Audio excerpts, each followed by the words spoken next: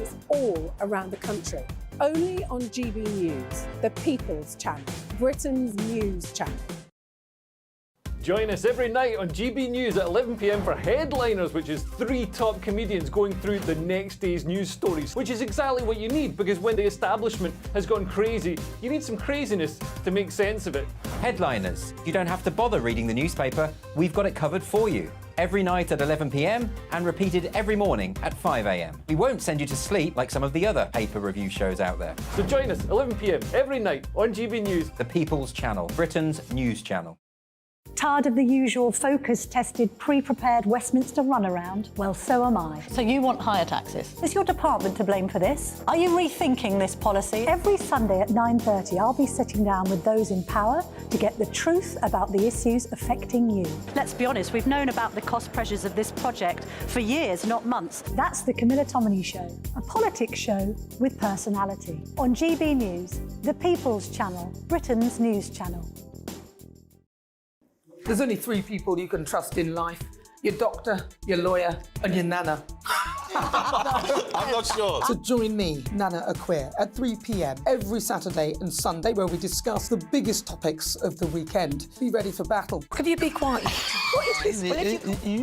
It's my new teeth. It's your new teeth. I don't bite. Well, not without a good reason. Always honest, always fun. Every weekend at 3 p.m. on GB News, the People's Channel, Britain's news channel.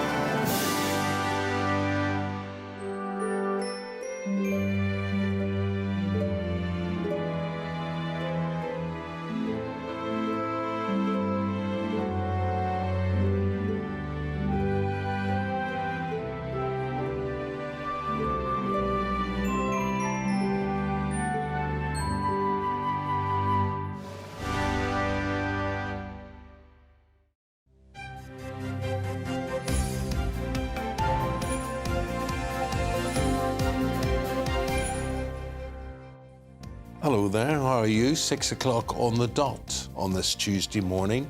We're in the rundown to Christmas. It is the 12th of December and you're tuned in to breakfast here on GB News with Eamonn, Holmes and Isabel Webster. Good morning to you. Welcome to the programme. Here's what's leading the news this morning. It's make or break for the Prime Minister as right-wing rebellion's brewing over his Rwanda plan. Could this be the bill that brings down his government? Despite being sentenced to 14 whole life orders, a hearing will begin today looking into whether child killer Lucy Letby should be stripped of her nursing credentials. The Duke of Sussex will have to pay more than £48,000 in legal costs after losing his part of a libel battle this week. It's another setback for the embattled prince. Question is, Birmingham on the brink of going broke. The council's holding emergency meetings today as they seek to address a £300 million budget gap. And something a bit different today. We have the sports broadcaster Stella Mills here with all of your sport. Yes, quite a crazy day for sport. We'll be covering it all here. Turkish football has ground to a halt after an issue with a referee getting punched and kicked. We will then be talking about women's football, especially Joey Barton's comments. We've got Emma Hayes' reactions there. And then, of course, onto the Champions League preview.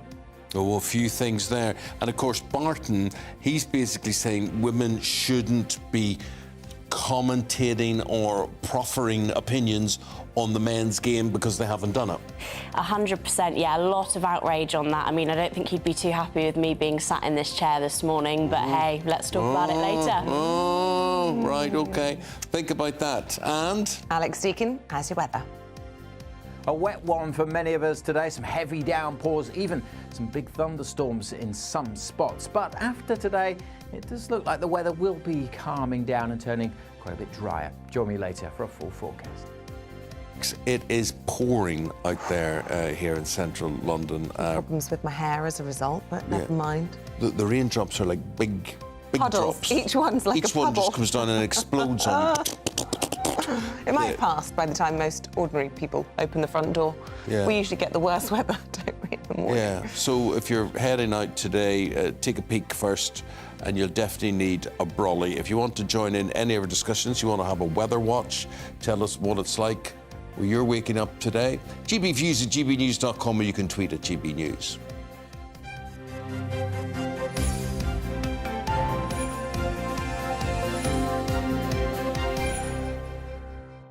So politics, what are you sorry for? No, I wasn't sorry. I was saying so, but you crack on. I thought you were going to say sorry there.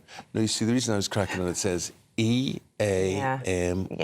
I know, they forget to flip-flop it. And I thought... There's not enough people in the team, which, normally... Just flip your flops whatever way you want to do. This is our top story. The Prime Minister fighting for his political future today because there is a real scrap going on.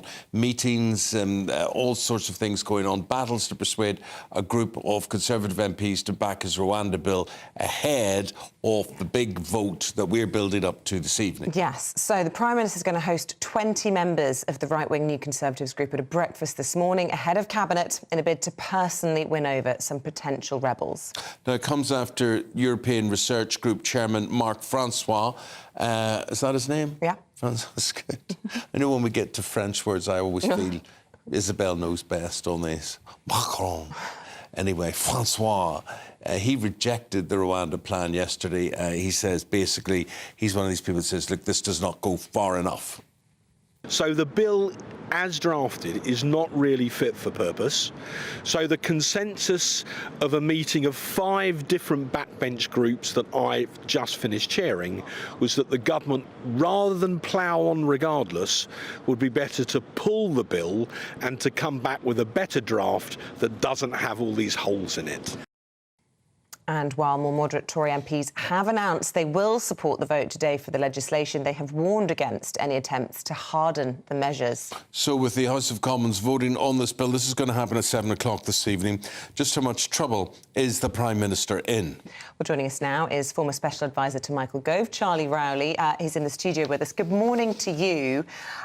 The Prime Minister was at the COVID inquiry all day yesterday. He'll be thrilled that he can actually get down to the nitty-gritty of trying to win over some of those rebels today. What are the numbers involved here? Because there's about, 40 of these right-wingers, but it takes 29 votes to throw off his legislation. I think that's absolutely right. I think it's about 27 vote against, or 29 vote against, 57 who could abstain. So we're looking at those ballpark figures. But there are 5 groups, as Marc Francois was saying, of people on the perhaps right wing of the Conservative Party that have all met and brought in their own lawyers who have gone over the emergency legislation that was announced by the Prime Minister and the Home Secretary last week, who feel, as Marc was saying, that the legislation doesn't go far enough. There'll be others on the other side of the Conservative Party wing, the more centrists, the more left, if you will, who think that it is perfectly sound legislation, that it goes further than any other legislation before to help limit migration, and that the government should just get this policy through, and we can all move on and have a nice Christmas and a happy New Year. Well, for the House and Lords to get their hands on it. But I mean, the fear is, Charlie, they'll get the legislation through and it will be quite toothless at the end of the day, or, that various lawyers will be there able to prey upon the holes within that legislation. That's absolutely right. And look, we've seen the sacking of Suella Braverman, the resignation of Robert Jenrick last week, the immigration minister, who was ultimately going to be responsible for bringing this legislation through, but felt he couldn't. Was it a sacking or was it a resignation from Jenrick? I think he resigned on a point of principle, but he was very close friends with the Prime Minister, so it's obviously something that he's wrestled with for a good while now. But I think, look, I think the legislation itself, I personally think, does go far enough. Ultimately, it is for ministers to decide, just like the Home Secretary can, withdraw citizenship from somebody. It is a minister that will decide whether somebody is deported or not, over and above the courts. It is people that sometimes use the courts as a mechanism to block their deportation on very, very minor minor grounds.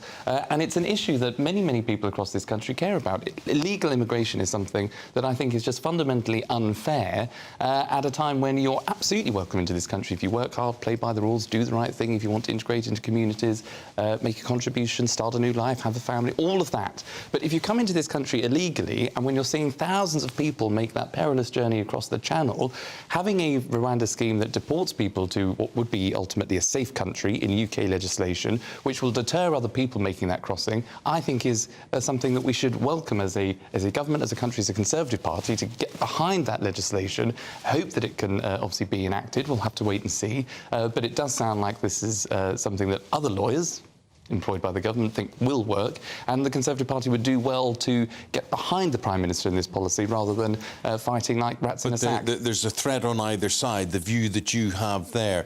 The idea is if he was to go further and be more harsh about this legislation, then he would lose the support of that central ground, that one nation section of the party. That's absolutely right. And, you know, when you are 13 years into government, when obviously you're slightly behind in the polls, more so than what the Prime Minister, I'm sure, would like to be, the idea that you have a divided party over any issue is always going to cause tension and a bit of nervousness. But when something is so fundamentally prevalent, where there is such an opposition to a policy, where there are MPs who are, as Mark was sort of asking for, to pull the legislation, I think that would be a wrong move, because the public want to see the government just do something about this issue. This is one of the top 5 priorities that the Prime Minister has. It's a #1 issue for the country. So the Conservative Party and the government just needs to get on and demonstrate how it can deliver for the British people. We heard evidence yesterday for the first time from the most senior civil servant in the Home Office. He was in front of 2 select committees, revealing that an extra 50 million had been spent on this scheme, so it brings it up to 290. But he said that there were payments for the 4th and 5th year, but he wasn't at liberty to disclose those. So the cost of this increasing. We also learnt that the Home Office is predicting the cost of these hotels to quadruple into the billions, something like 35 million a day in a few years' time if they don't get a grip of this. So this just exposes the pressure. But is it, and I always come back to this with Rishi Sunak, is there an element of political naivety that he has decided that this is the hill he wants to die on, when it is such a small fraction of the net migration total? You know, yes, if he could make it work, but he's not making it work. Just let it go, Rishi. Well, I think 2 things. I think if you go back to the start of the year, when the Prime Minister set out his 5 priorities, 3 on the economy, 1 on the NHS and stopping the boats, I think people sort of said, well, you're going to achieve all of those anyway. So they're just, you know, they're small targets, and you'll just be able to claim success and then go into an election to say, look at all these great things that I've done. Well, it's proven a lot harder, clearly, than what people thought. And I think, look, you know, when this is something that, as I say, he announced as one of his top 5 priorities, something that matters to people, particularly in red wall seats, who voted for Brexit, who voted to ultimately take back control of money, borders and laws. That was the 2016 EU referendum campaign pledge. So a lot of people in the red wall voted for that. So holding on to those communities, those seats, and delivering on something which, as I say, is a #1 issue for the country, I think he's got to keep going on it. But if the lawyers keep going and keep objecting, Charlie, I just wonder where this leaves people like yourself who say, well, you know, just let's get this through and let's not make it any tougher. Why not make it any tougher? Why not just go for broke on it? Well, I think one of the issues is that if you override all kinds of the European Convention on Human Rights, that's what I'm trying to say, and other human rights legislation, then, of course, the Rwanda government will say, well, actually, no, we don't want to do business with you, the UK government. A repressive regime, a dictatorship telling us that they don't want to do business with us because we pulled out of a human rights treaty. It's quite extraordinary. Well, it's a conversation that's obviously caused a few tensions, I'm sure. But I think ultimately, you know, agreeing the scheme, and look, there are other countries across Europe that are looking at the UK and thinking, oh, maybe we could do something similar. I know Germany were touting something not too dissimilar. So I think if you go too far, then of course you risk your own international standing as the UK if you're breaking international law wholesale or overriding all human rights legislation. There has to obviously be a process by which somebody might be able to appeal if they're deported, or if the Home Office allocates somebody for deportation where they shouldn't be. So you have to have those protections in place. But the fundamental thing about these emergency proposals is that they go further than any other Home Secretary, any other Prime Minister before, to get on top of illegal migration. Do they go far enough? That is the question we will leave you with today. Just a quick final thought. Crystal ball, will it go through tonight? I hope so. I think it will. I hope to see. It will squeak through, you think? I think so. I think so. Charlie, stay with us this morning, and you've listened to what Charlie's had to say about where we stand with this bill and whether the government should go tougher on it or not. GBviews at gbnews.com, where you can tweet at GBnews as well. Now, here's a story, and here's an item which I think, why are we seriously discussing this? Because surely this should have been done automatically. This is about the child killer, the serial child killer, Lucy Letby, sentenced to life in prison, right? And I cannot believe her nursing credentials are still there with her, and that's even an issue. I mean, normally you would just think, well, obviously we don't consider those anymore, or she's automatically stripped of these, but oh no, au contraire. Yes, it may just feel like common sense, but a 2-day hearing by the Nursing and Midwifery Council starting today to determine whether or not Letby will be struck from the nursing register, which seems semantics anyway, given that she's got 14 whole life sentences, will never be out of jail. 14 whole life sentences, now you're a nurse, now should we let you continue? What does it mean? I mean, is there... well, we'll get into all of this. What does it actually mean for her? Our North West of England reporter, Sophie Reaper, has all the background on this interesting story. The most prolific serial killer of children in modern British history. 4 months ago, Lucy Letby was found guilty of 7 counts of murder and 7 counts of attempted murder. Whilst she was working on the neonatal unit at the Countess of Chester Hospital, she carried out her killing spree. A jury at Manchester Crown Court spent 10 months hearing about the case, including details of how Letby carried out her attacks and seeing evidence which ultimately led to 14 guilty verdicts. In recognition of this, Justice Goss sentenced the former nurse to a whole life order, meaning she would spend the rest of her life behind bars. But the end of the trial did not mean the end of the story. I will do all I can to make sure that no one else suffers as they have. A statutory inquiry as well as a corporate manslaughter investigation into the Countess of Chester are now underway.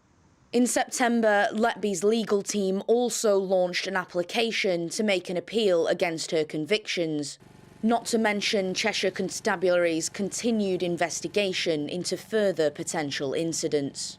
We've got a duty to the people of Cheshire and beyond to make sure that we investigate every single admission into the neonatal unit during the period of time that Lucy Letby's been employed, either at the Countess of Chester Hospital or the Liverpool Women's Hospital, to make sure that we can identify any other potential allegations or potential offences that may have been committed by her. Today, a 2-day hearing will take place, led by the Nursing and Midwifery Council, to determine whether or not Lucy Letby should be stripped of her nursing credentials.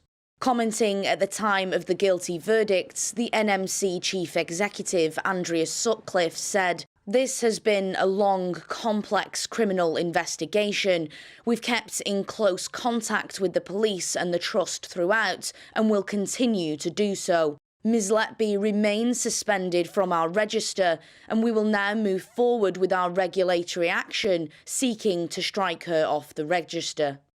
For Letby, if this goes ahead, regardless of the outcome of appeals and further investigations, she would no longer be considered a nurse.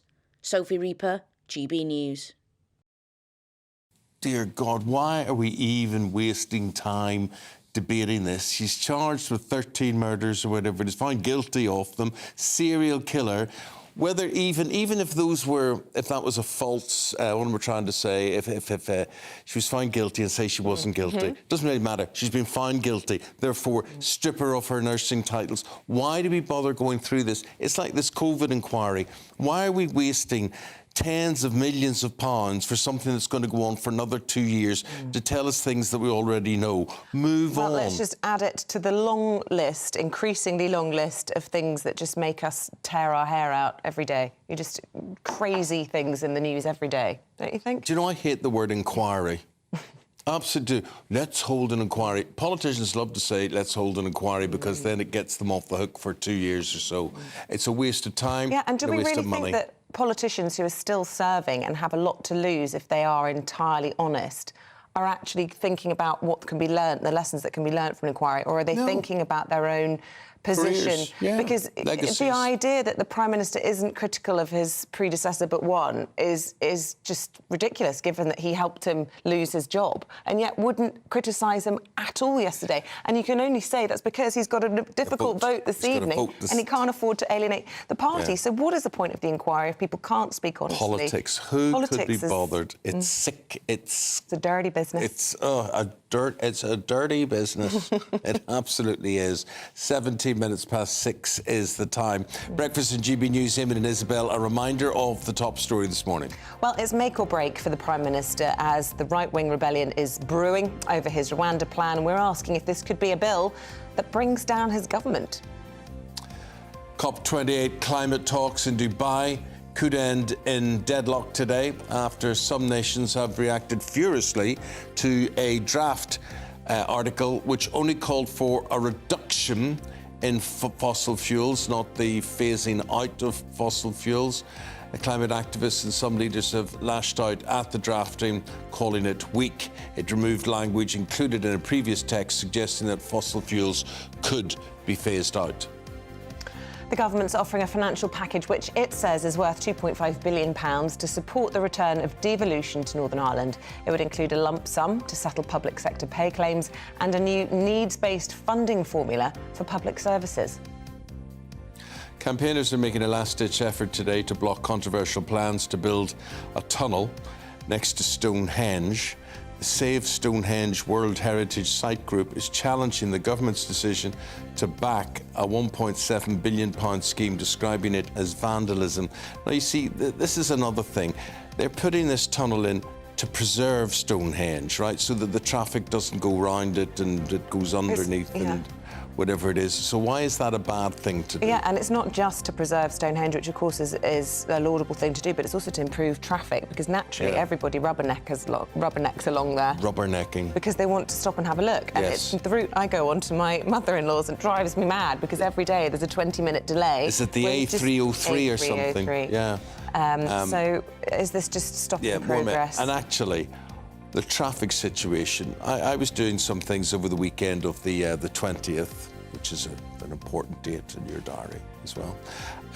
But the idea of travelling around this country, because everybody's going to head off on their Christmas break a bit early, but the traffic situation in this country, there are too many cars, there are too many people driving cars, and no one will bite the bullet on this and say not everybody should have a car. I say controversially, that should be the case. Also, there are too many roadworks. Too many roadworks. Which don't improve the roads, these smart motorways, and also not enough people working on the roadworks. Every time I drive, there's a really bad bit near us.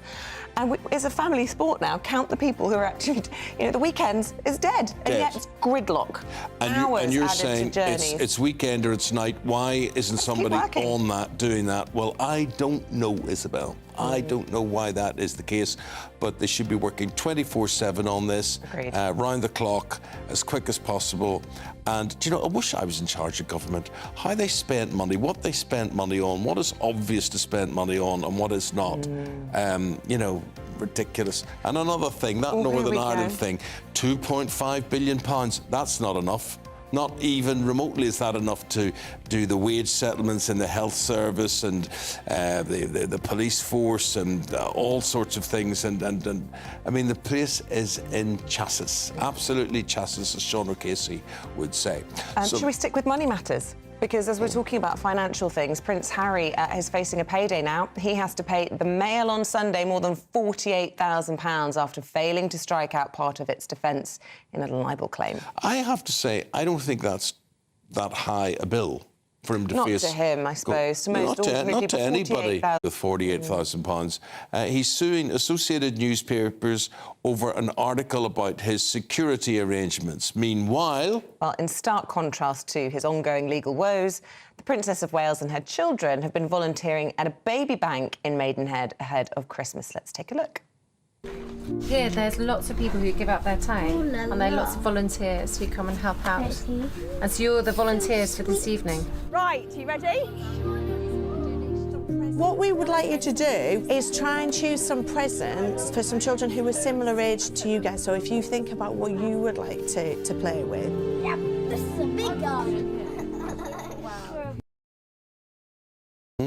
Well, joining us now, royal and showbiz reporter Kinsey Schofield. Again, two opposite stories, two opposite outcomes, Kinsey, on all of this. It all looks good for the Waleses, does not look good for the Sussexes. Give us your opinion. Yeah, I think you're right. I think that who is Harry not suing right now? I mean, I shouldn't say that. Knock on wood, it's not me next.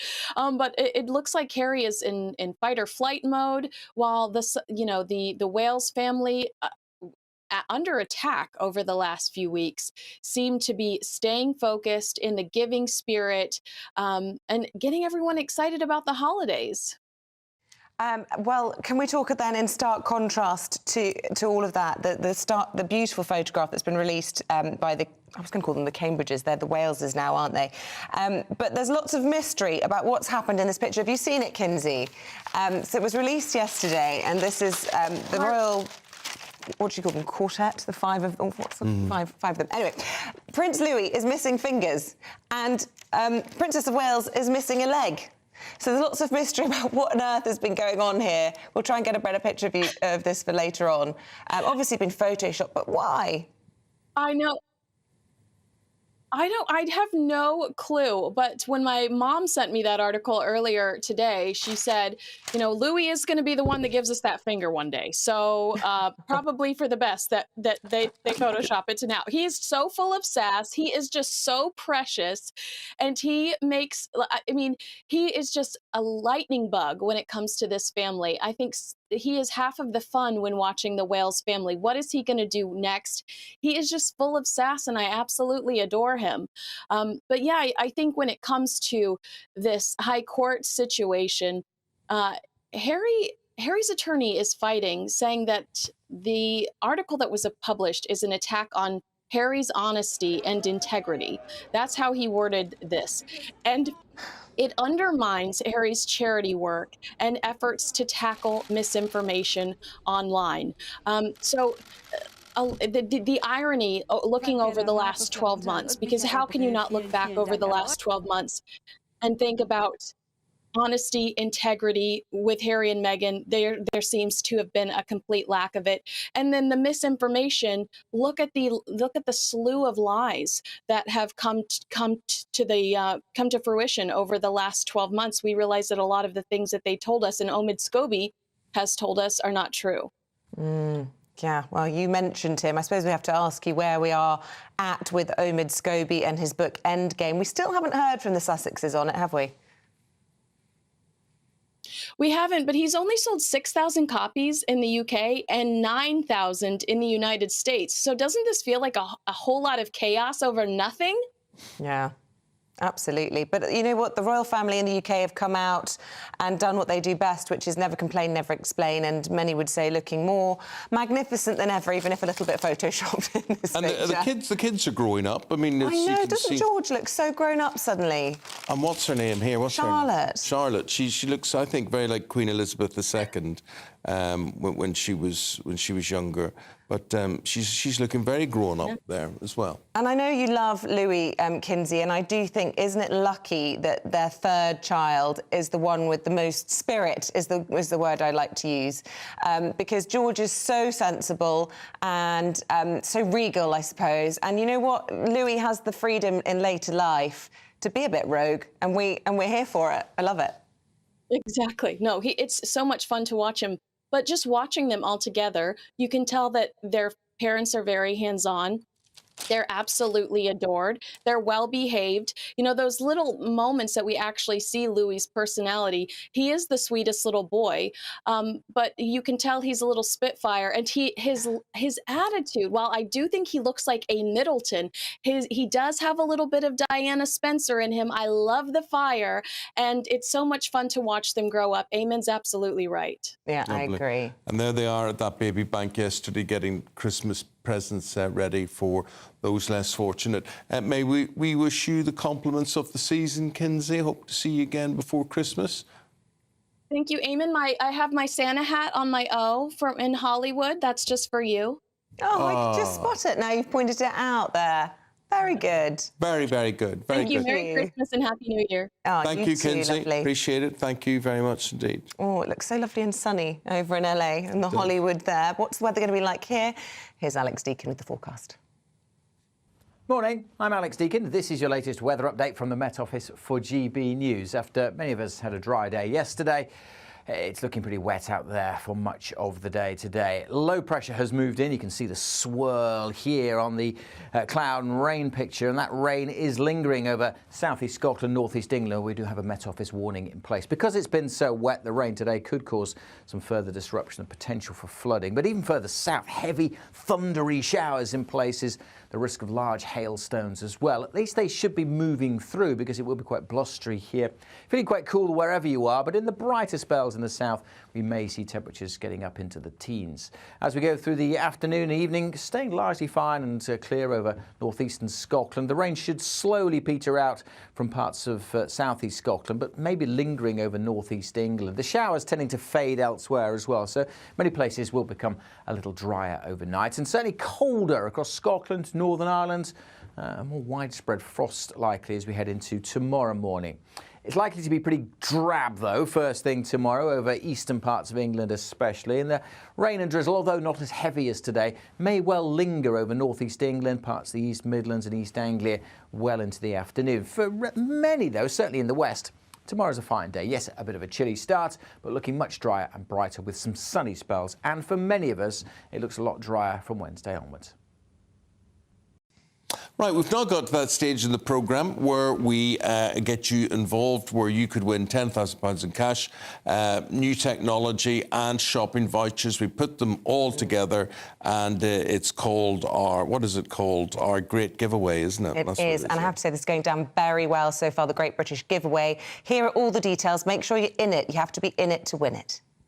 This week, we're launching the Great British Giveaway, your chance to grab some amazing prizes and start your new year the right way. You could win an incredible £10,000 in tax-free cash to spend on anything you like. Imagine having all of that extra cash in your bank account. We'll also bring you bang up to date with the very latest iPhone 15 Pro Max. And we'll give you £500 worth of shopping vouchers to spend in the store of your choice. For your chance to win the iPhone, the vouchers and £10,000 cash, text GBWIN to 84902. Text costs £2 plus one standard network rate message. Or post your name and number to GB01, PO Box 8690, Derby DE1 9TT. UK only. Entrance must be 18 or over. Lines close at 5 p.m. on Friday the 5th of January. Full terms and privacy notice at gbnews.com/win. Good luck.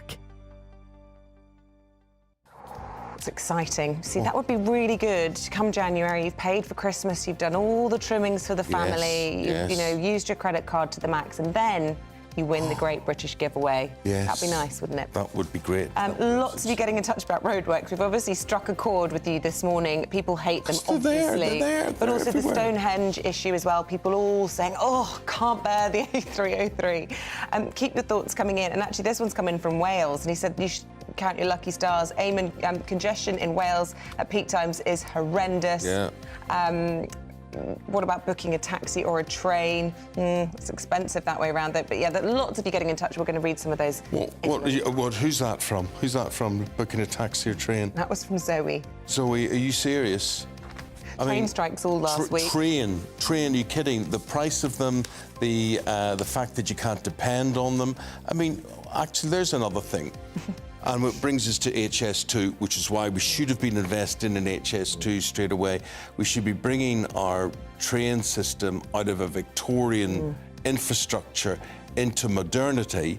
I was reading yesterday in a newspaper about all these fantastic train routes across Europe. There were amazing things like from Barcelona to Venice or whatever. Wow. Incredible. But we don't seem to be doing anything, advancing anything. You know, traditionally, we'd always look to Europe and think, why can they manage their trains and we just can't in this country? I did hear from some friends over the weekend who were just back from Germany last week, and obviously Germany, you know, efficient, clockwork, all the rest of it. They said that the trains have gone down the pan, not on time, delays all the time. So that was reassuring in a way. It's not just us that are going to dog riddles with the Germans as well. Anyway, just after 6:30, you're tuned into Breakfast with Eamonn and Isabel here on GB News. Top stories this. Make or break time for the Prime Minister as a right-wing rebellion is brewing over his Rwanda plan.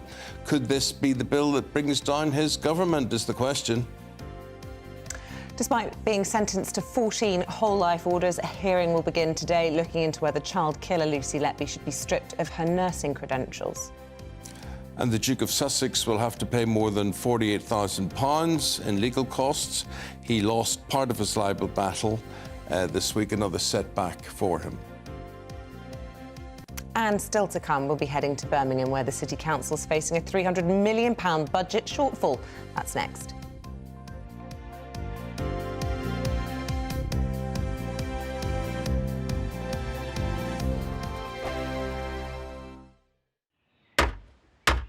Who is it? We're here for the show. Welcome to the Dinosaur Hour with me, John Cleese. I was married to a therapist. And you survived? I thought we were getting Hugh Laurie. Second best.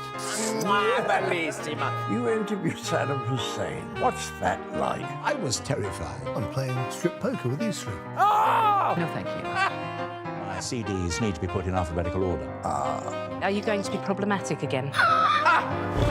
The Dinosaur Hour. Sundays on GB News.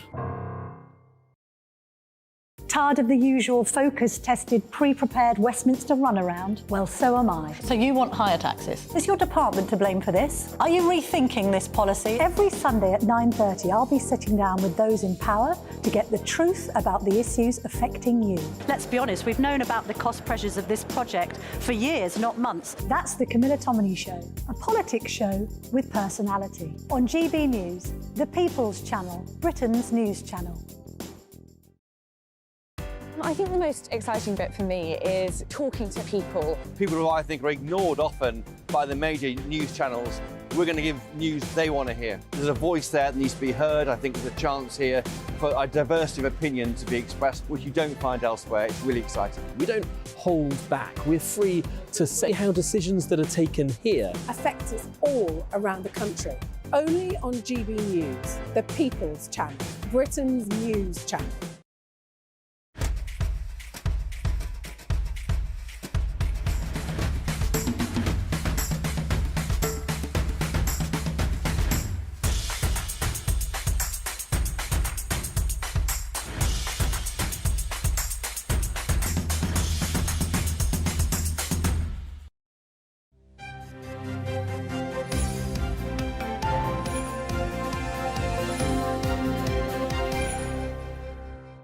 Birmingham, what's going on there? If you live there, you'll have been threatened with a huge council tax rise and reduced services.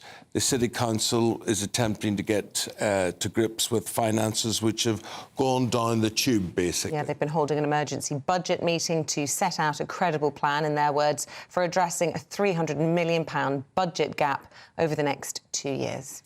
Well, let's go to our West Midlands reporter, Jack Carson, who joins us now to tell us the whole story and just how bad things are, Jack. Yeah, well, when we, every month since, of course, that bankruptcy notice went into the council on the 5th of September, we've been having these latest monthly updates, these financial reports, which really have been revealing the state of the council's finances. So just to remind people of what exactly that is, of course, we've got this equal pay liability, which was found by the implementation of an IT system, which dates back to a 2012 Supreme Court hearing over equal pay claims. That, we believe, is now over £800 million. That implementation of the IT system that found that equal pay liability itself was meant to cost £15 million. It's now cost over £100 million to implement. And then, of course, in the financial report that we had last month, it was forecasted that the budget deficit for 2024-25 was in the region of £164.8 million, and then that rises to £177 million in 2025-2026. But on, of course, the comments of the latest financial report that we've had in the last couple of days, it's going to go to the Council Cabinet for approval of its recommendations today. The government commissioners, which of course are trying to help this council come back from bankruptcy, have said that actually it's not just £177 million of a budget deficit they've got to find over the next 2 years. They want savings of up to £300 million found over the next 2 years. But this financial report, which has been conducted and put together by the interim head of finance, Fiona Greenaway, she says in that report that's going to go to the council today that they've managed to find only £150 million worth of savings so far for 2024-2025. Now, that obviously is still very much off the deficit that they need to cover to have a lawfully balanced budget. Now, what that basically means is that this report that's going to go to the Council Cabinet today for approval recommends that the Birmingham City Council write to the Department for Levelling Up Housing and Communities, write to Michael Gove and request that they can increase council tax above the maximum level of 4.99%, which is the most a council can do without having to hold a referendum. Now, with previously bankrupted councils around the country, we have seen incidents where the councils have been able to raise council tax under this special dispensation to 10% or possibly even 15% as well. And of course, that is also going to be able to help cover that equal pay liability and the cost of redundancies, essentially, this council is going to have to carry out in order to, of course, make some money back. Part of the recommendation also going into the council today is that they write to the Department of Levelling Up alongside that request for increasing council tax, also for capitalisation direction, which basically means it's a way in which they can find financial flexibility, whether that is selling off their assets, whether that is, of course, borrowing money as well. So lots of decisions to be made by that Council Cabinet today as that report with all its recommendation goes in. Jack, thanks very much indeed. Thank you.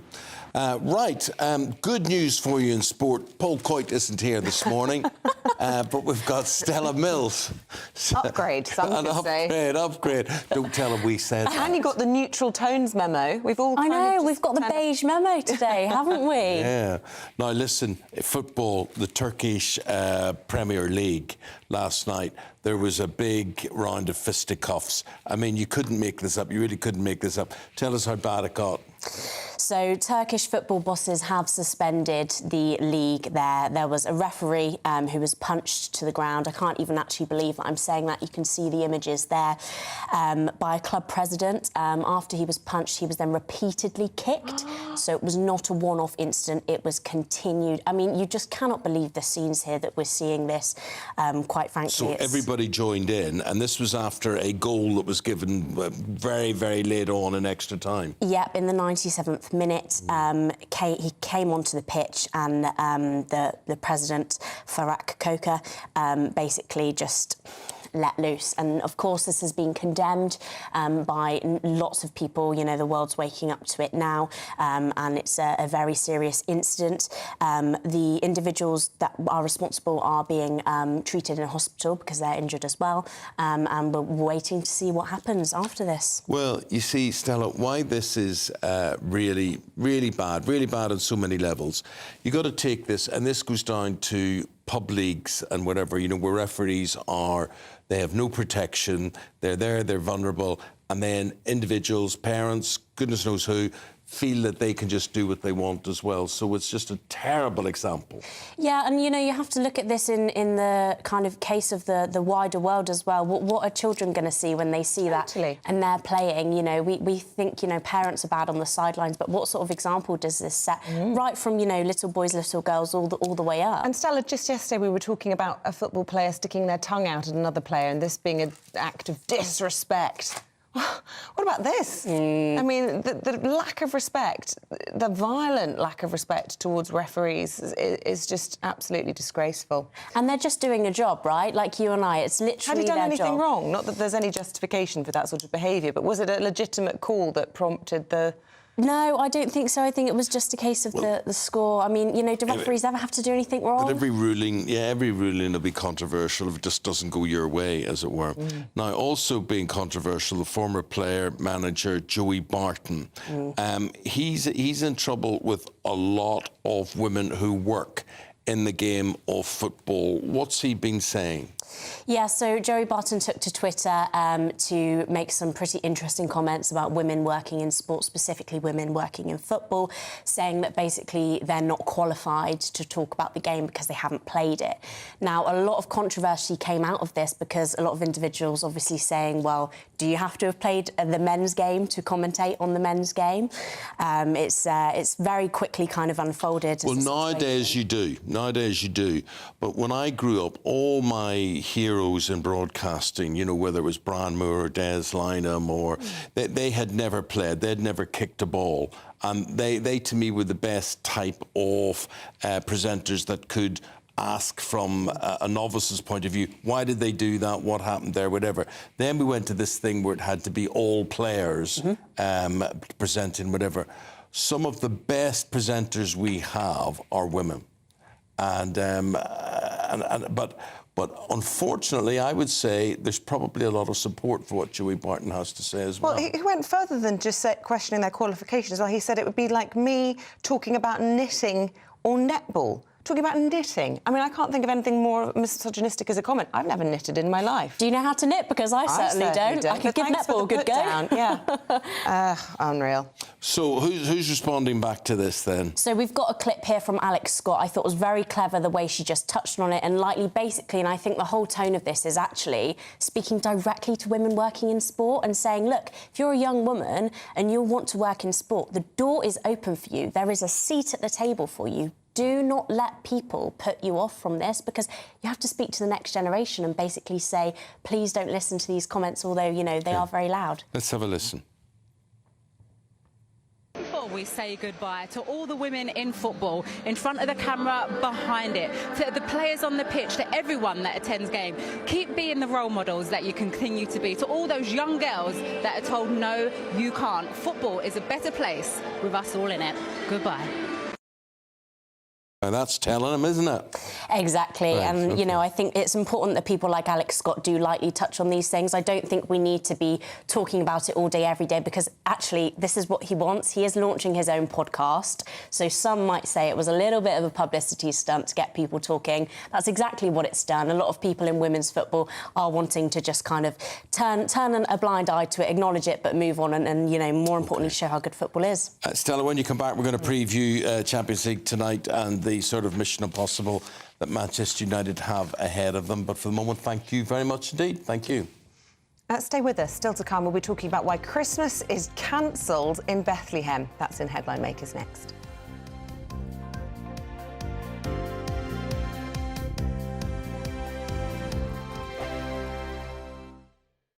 I'm Michelle Dewberry, and I'm not here to tell you what to think. I'd much rather hear what you have to say. So, send in your opinions to gbviews@gbnews.com. Keep them clean, and you never know, I might read them out. With my panel here on Jubes & Co, we debate, we get stuck into the issues of the day on a show where all views are welcome, especially yours. GB News, the People's Channel, Britain's news channel. Big news, big debates, big opinion. Patrick Christie's Tonight is the week's biggest show. Every weekday, 9 to 11 p.m, we've got the inside track on the day's top stories. There'll be sharp takes you won't get anywhere else. We will set the news agenda, not just follow it, and I want to bring you along for the ride. Whatever it is, we'll have our finger on the pulse. It's news, but it's this close to entertainment. Patrick Christie's Tonight, 9 to 11 p.m, only on GB News, the People's Channel, Britain's news channel.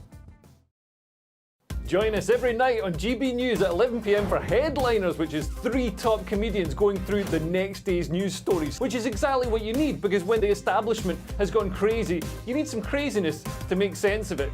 Headliners. You don't have to bother reading the newspaper. We've got it covered for you. Every night at 11 p.m. and repeated every morning at 5 a.m. We won't send you to sleep like some of the other paper review shows out there. So join us 11 p.m. every night on GB News. The People's Channel, Britain's news channel.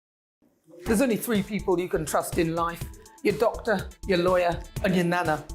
I'm not sure. So join me, Nana Aquare, at 3 p.m. every Saturday and Sunday, where we discuss the biggest topics of the weekend. Be ready for battle. Could you be quiet? What is this? It's my new It's t-shirt. your new t-shirt. I don't bite. Well, not without a good reason. Always honest, always fun. Every weekend at 3 p.m. on GB News, the People's Channel, Britain's news channel.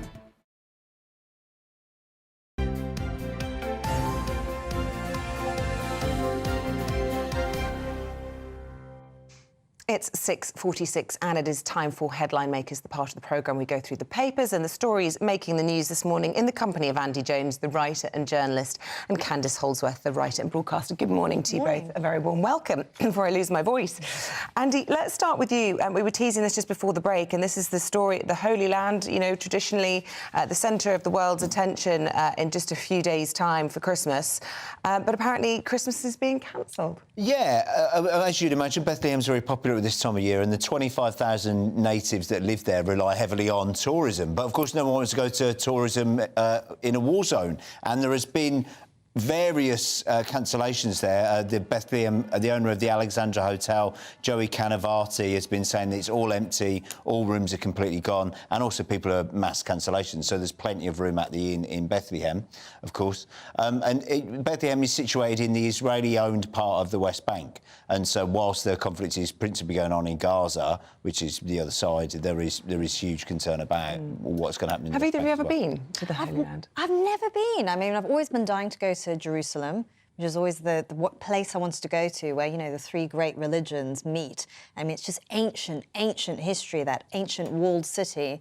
And I just think it's such a pity that the region is suffering like this, especially in December, when so many people do make pilgrimages there. But also, apparently, Tel Aviv is also a very bustling city that's dead as well. Well, you can totally understand why, given everything that's going on.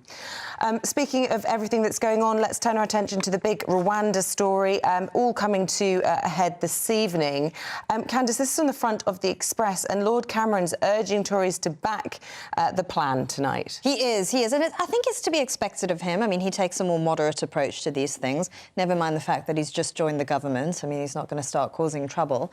I mean, the point he's making is we need a strong deterrence plan, and he thinks that this plan does do this. It will deter people from travelling to Britain illegally, and all the concerns that maybe the right of the party has, as some people have said, they're making the perfect the enemy of the good. This plan will work, he argues. But is Lord Cameron the right person to assuage the concerns of the right? Quite possibly not. Also, there's arguments about whether he's even elected into a position. But we're in a position where the right side of the party says that the Rwanda motion doesn't go far enough because it allows people to come back. It's not hard enough. The sort of One Nation part of the party thinks that the doubts about whether it's even legally possible. Well, they've said they're OK to they're on board now, but there's been a seesaw. But and then they were taking their time going through it all. To be fair, they have said they... Absolutely. The 100 members of the One Nation part of the party are now behind it. We expect that'll be a big swinger in whether or not it goes through. But also there's other parts of the party who quite rightly are like, well, we're spending all this money on a policy, 200 million, 300 million, where we're in a position where it's probably unlikely to get through the courts. And so forget what the policy is it even going to happen? What do we think that the right wing of the party is, as it's being described, sometimes a bit sort of generically, because actually is Robert Jenrick technically the right of the party, but I suspect he's going to be voting against the bill this evening. What is it that they want to see? Because if this bill is scrapped or hardened, then we're in a worse position because the Rwandans themselves have said if it's hardened, then they're out. Exactly. One Nation have said they're out if it's hardened. Yes. And if it's scrapped, there's no deterrent. So, you know, what on earth do they want? Maybe a cynical part of me is wondering how much of this is about the actual bill and its politicking before a possible leadership election. So Mark Francois, you think, could be trying to put his hat in the ring? Not Mark Francois, but possibly Suella Braverman or Robert Jenrick. I mean, there have been reports that Robert Jenrick's been making calls, sort of sounding out a possibility. It's a huge swing for Robert Jenrick, isn't it? Having once been a Rishi Sunak ally, Yes. and I suppose, you know, he was almost like the handbrake on Suella Braverman for the whole time she was in power. And here he is, having turned so spectacularly. And he was saying over the weekend that anybody who fully understands this bill would share his view, which is very alarming to hear. Yes, certainly from him. There's also a position I'd say is this Rwanda idea is not a new idea. This has been rumbling on for a very long time, and there's points where Jenrick has supported this, and now he's spectacularly done what I'd consider to be a U-turn. Let's take a look at this story, Candice, about a rape claim that's come back after it disappeared. This is from Croatia. Yes, yeah. So this is an interesting story. So there was a rare clam that was pretty much decimated by a pathogen that spread underwater, and they thought that there was about as little as 10, but now divers have been spotting huge numbers of them, and they're not exactly sure why they're coming back in these numbers, but they're going to do more of a study. But I mean, they're quite incredible, these clams. They can grow to be about 4 feet tall.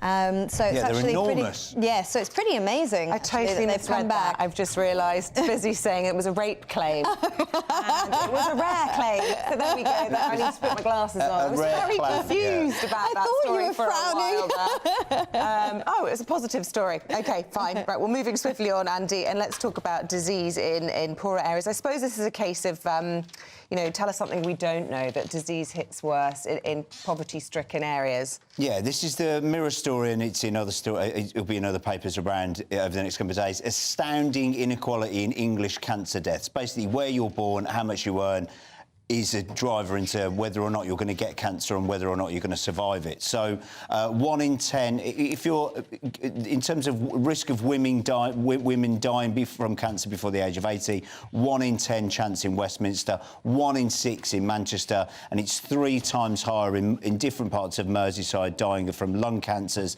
as it will be in, say, the South East, a place like Waverley, Surrey.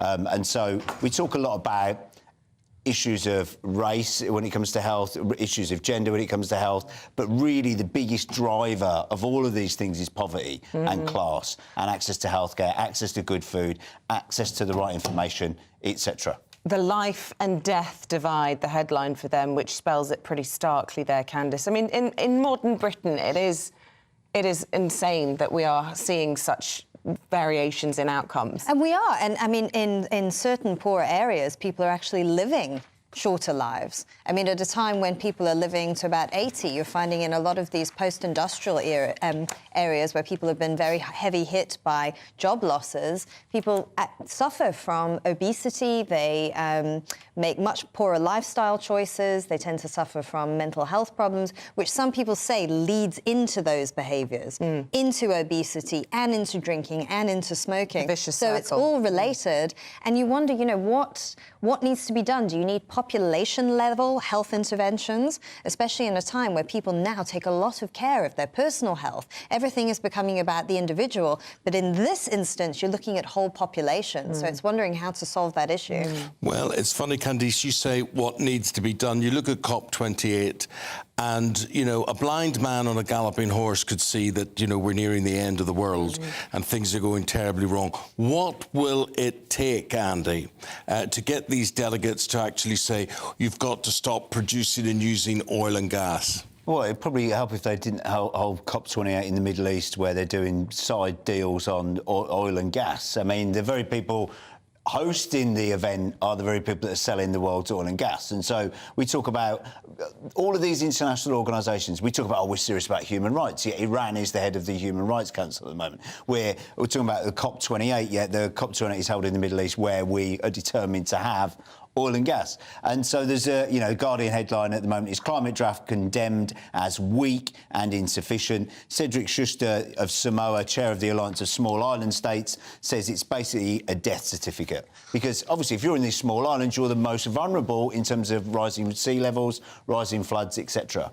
And they're very much on the knife edge of where these impacts are most keenly felt. It just goes to show how difficult it is with competing interests, isn't it? The oil companies versus the companies that are directly affected. Can you ever reach a consensus that is meaningful in these circumstances? Probably not. It's a consensus with 198 other member nations with it. I mean, what a lot of nonsense that is. Whatever happened to majority rule, I suppose. But, guys, for the moment, thank you very much indeed. We'll see you back again in about 40 minutes' time. Still to come, more from Westminster. But first, here's your weather. Wake up to the headlines with headliners every morning at 5 a.m. We treat you to the day's biggest stories before anyone else, 7 days a week. You can catch up on everything you need to know before you've even had your kippers. Headliners every morning at 5 a.m, only on GB News, the People's Channel, Britain's news channel. A brighter outlook with Box Solar, sponsors of weather on GB News. Morning, I'm Alex Deakin. This is your latest weather update from the Met Office for GB News. After many of us had a dry day yesterday, it's looking pretty wet out there for much of the day today. Low pressure has moved in. You can see the swirl here on the cloud and rain picture, and that rain is lingering over southeast Scotland, northeast England. We do have a Met Office warning in place. Because it's been so wet, the rain today could cause some further disruption and potential for flooding. But even further south, heavy, thundery showers in places, the risk of large hailstones as well. At least they should be moving through because it will be quite blustery here. Feeling quite cool wherever you are, but in the brighter spells in the south, we may see temperatures getting up into the teens. As we go through the afternoon and evening, staying largely fine and clear over northeastern Scotland. The rain should slowly peter out from parts of southeast Scotland, but maybe lingering over northeast England. The showers tending to fade elsewhere as well, so many places will become a little drier overnight, and certainly colder across Scotland, Northern Ireland. A more widespread frost likely as we head into tomorrow morning. It's likely to be pretty drab, though, first thing tomorrow over eastern parts of England especially. And the rain and drizzle, although not as heavy as today, may well linger over northeast England, parts of the East Midlands and East Anglia well into the afternoon. For many, though, certainly in the west, tomorrow's a fine day. Yes, a bit of a chilly start, but looking much drier and brighter with some sunny spells. And for many of us, it looks a lot drier from Wednesday onwards. That warm feeling inside from Boxed Boilers, sponsors of weather on GB News.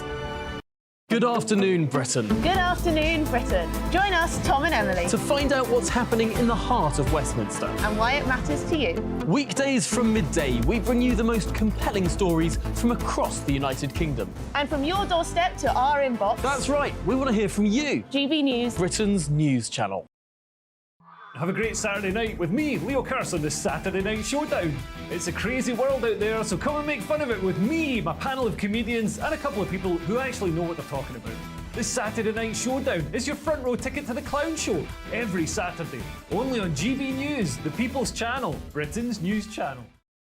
GB News, unlike other broadcasters, isn't obsessed with the London-Westminster bubble. We think there's a nation beyond the M25, and that's why we talk about the issues that matter across the land. Join me on State of the Nation, 8 to 9 o'clock, Monday to Thursday, on GB News. Daisy's listening, and you should too. Your weekend starts here with Friday Night Live with me, Mark Dolan, 8 till 9 on GB News. Big stories, big guests, and big laughs as we get you ready for a cracking weekend. That's Friday Night Live with Mark Dolan. Fridays 8 till 9 on GB News. Bring your own drinks. The admission's free. In the GB Newsroom, we bring you the news as it happens. With our team of dedicated journalists across the UK, we're ready to give you accurate reporting every day. When the news breaks, we'll be there with bulletins on GB News, the People's Channel, Britain's news channel. Wake up to the headlines with headliners every morning at 5 a.m. We treat you to the day's biggest stories before anyone else, 7 days a week. You can catch up on everything you need to know before you've even had your kippers. Headliners every morning at 5 a.m, only on GB News, the People's Channel, Britain's news channel.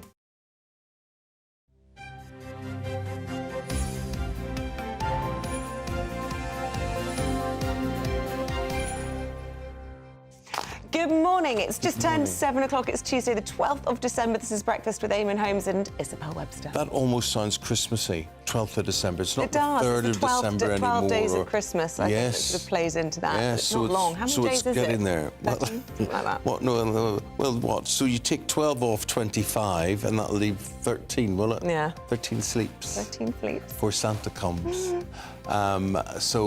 Leading our news for you this morning, this is what we've got. Yeah, it's make or break time for the Prime Minister as a right-wing rebellion's brewing over his Rwanda plan. So we're asking whether or not this bill could bring down his government. In just a moment, we'll be debating whether it's actually time for a general election. What do you think about that? Let us know. Despite being sentenced, this is a ridiculous story. There's Lucy Letby, right? 14 whole life orders. And yet there's a hearing beginning today to see whether she should be stripped of her nursing credentials. That's a tough one, isn't it? Goodness me.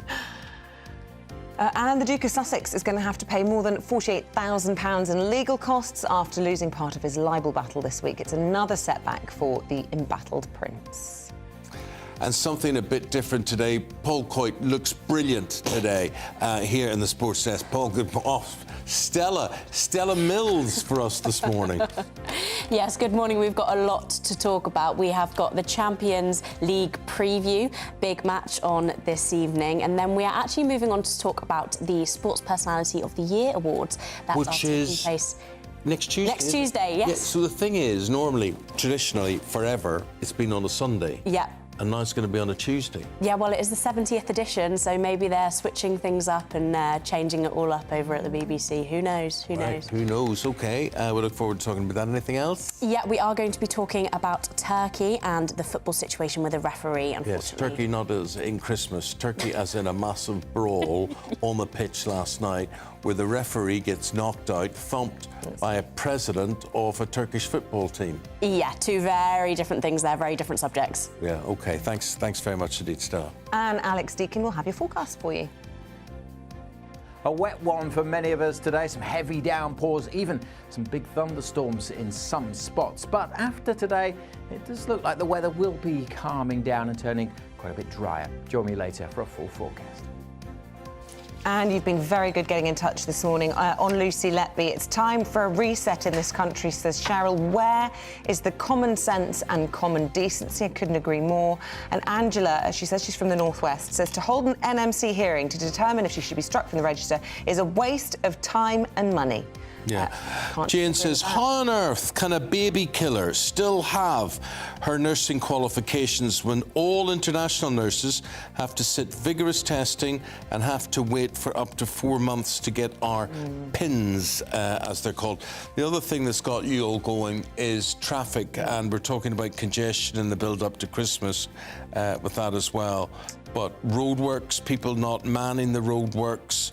Mark says, I could have solved the gridlock at Stonehenge years ago and could still save the taxpayer more than £1 billion now. You plant a load of Lalandi trees along the roadside because by the time we get round to building and completing the project, the trees will be 40 foot high. It's not a bad shout. And Alison says it's not the Victorian infrastructure, it's the unions and working practices that are making trains unreliable and forcing people onto the roads. Certainly that caught us up last week, didn't it? Yeah. 3.5 hours in the car. If you want to get involved, gbviews@gbnews.com, or you can tweet at GBNews.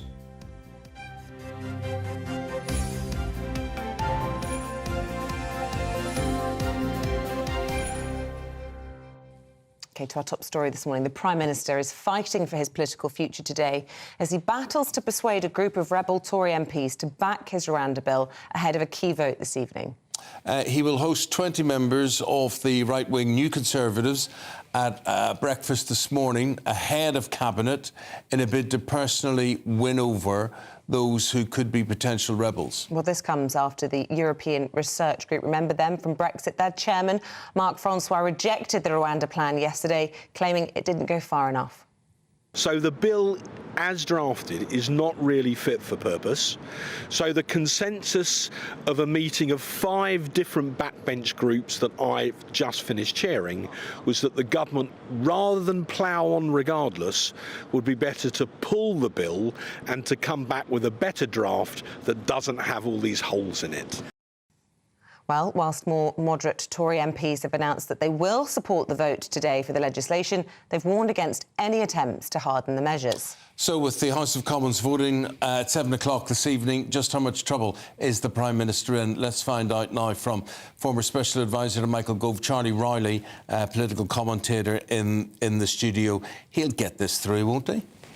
I think he will. I think because after a meeting of all Conservative MPs that took place last night, the 1922 committee, where James Cleverly, the Home Secretary, addressed everybody, I think there was a bit of a readout where people were more upbeat than what they had been previously. And I think there's a focus of the minds that if it is the case that this bill was not to be voted through and the Tory party divides itself over this particular policy, then it just hands the keys even more so over to the Labour Party, because, you know, a divided party won't win, divided parties don't win elections. And I think there is a responsibility on all sides of the Conservative Party, whichever wing you're on and whatever you view about this policy. It's important to come together, to get behind the Prime Minister, to look united, to get these measures through that are even that go further than any other Home Secretary or Prime Minister's put forward to tackle illegal immigration, which people in this country care about. So I think on that basis, people will get behind it. Let's do a little bit of maths, shall we? We hear there that the Prime Minister's having breakfast with 20 of these possible rebels. That's before Cabinet this morning. There's some possible rebellions beyond that, though. What are the numbers that he needs? So it only takes 29 members of Parliament to vote against it, Tory MPs to vote against it, or 57 to abstain. So they are small numbers in the grand scheme of things, and particularly when you can rely on Labour and every other opposition MP to vote it down. So slim margins. You're absolutely right. They'll be meeting in 24 minutes' time for breakfast at number 10 to be wooed by the Prime Minister and number 10 and his advisers to make sure that any concerns that people have, they can be put to one side or they can be discussed. But it is the number 10, it'll be the hope from people in number 10 that on the back of this morning's breakfast that people will be able to support the emergency legislation tonight. But meanwhile, the people who want the bill to be harder, to be tougher, to be stronger, that's not going to satisfy them. How big is that number? What sort of threat do they represent? Well, they do represent a threat, and I think a lot of what commentators are saying is absolutely true. It does remind you of the Brexit scenario under Theresa May, where you have people who were unable to find a compromise. They were all looking for whether you were part of the right-wing ERG or whether you were the One Nation caucus or felt that you should just remain in the EU come what may. Everybody has a view, and I think the lack of compromise meant that Brexit wasn't able to be delivered under Theresa May. And I think we're there's a fear that we're sort of in that space again where Conservative MPs who are absolutely determined to have their own version of an immigration policy or their own view on what this Rwanda scheme should be, that is putting the whole policy and the whole government at risk of not actually getting through what is, as I say, a series of measures, emergency legislation that goes far beyond. Charlie, Sunak puts his reputation. He says, I'm going to stop the boats. This is one of his 5 pledges.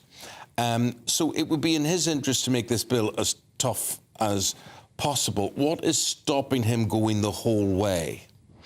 I think it's two areas, really, where there is obviously an element of being able to still appeal your decision. So if you are deported to Rwanda, or if you're assigned by the Home Office to be deported to Rwanda, you can still have an appeal mechanism. That can be something which I think should remain, because everybody's entitled to an appeal. But where this legislation does, I think, counter the fears that people on the right will have, is that it will be for ministers to ultimately decide. It is for the UK Parliament to determine that Rwanda is a safe country. So the idea that you can just use human rights legislation to appeal your decision where you might have done previously on flimsy grounds, now it'll be a lot tougher. You won't have the appeals that you would have had previously.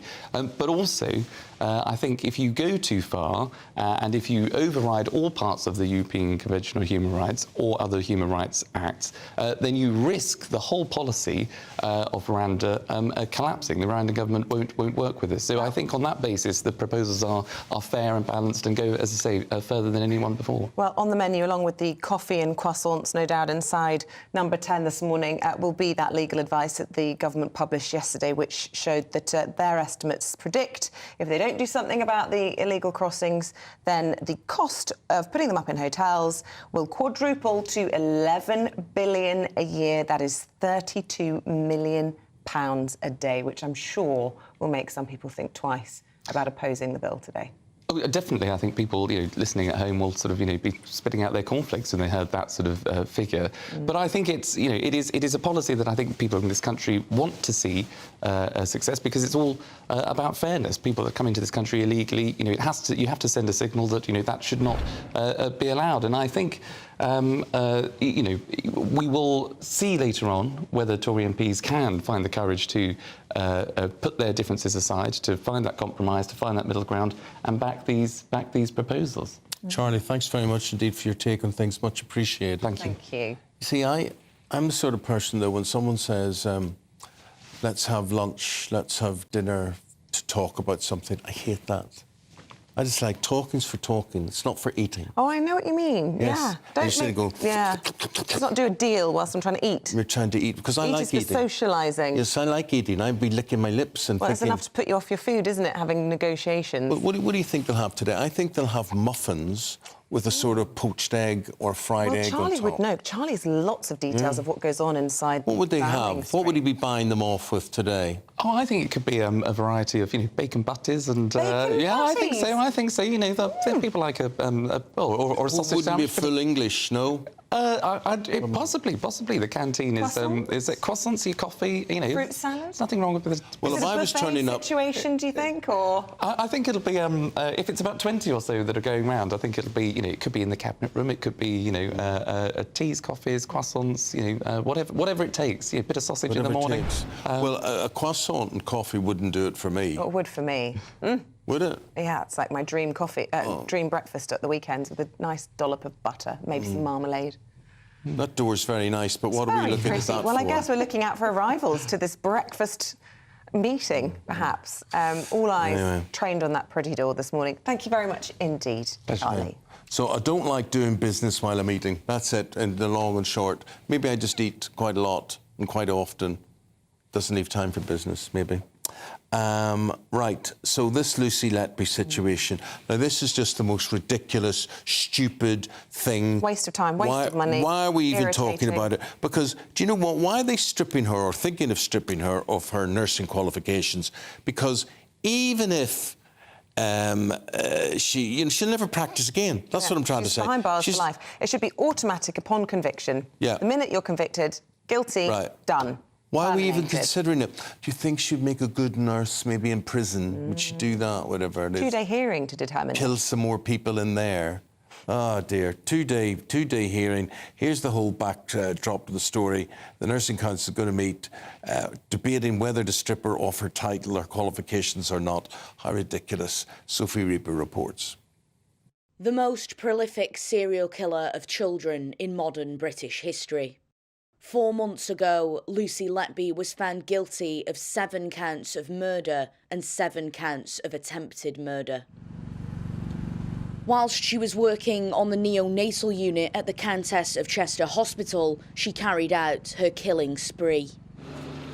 A jury at Manchester Crown Court spent 10 months hearing about the case, including details of how Letby carried out her attacks and seeing evidence which ultimately led to 14 guilty verdicts.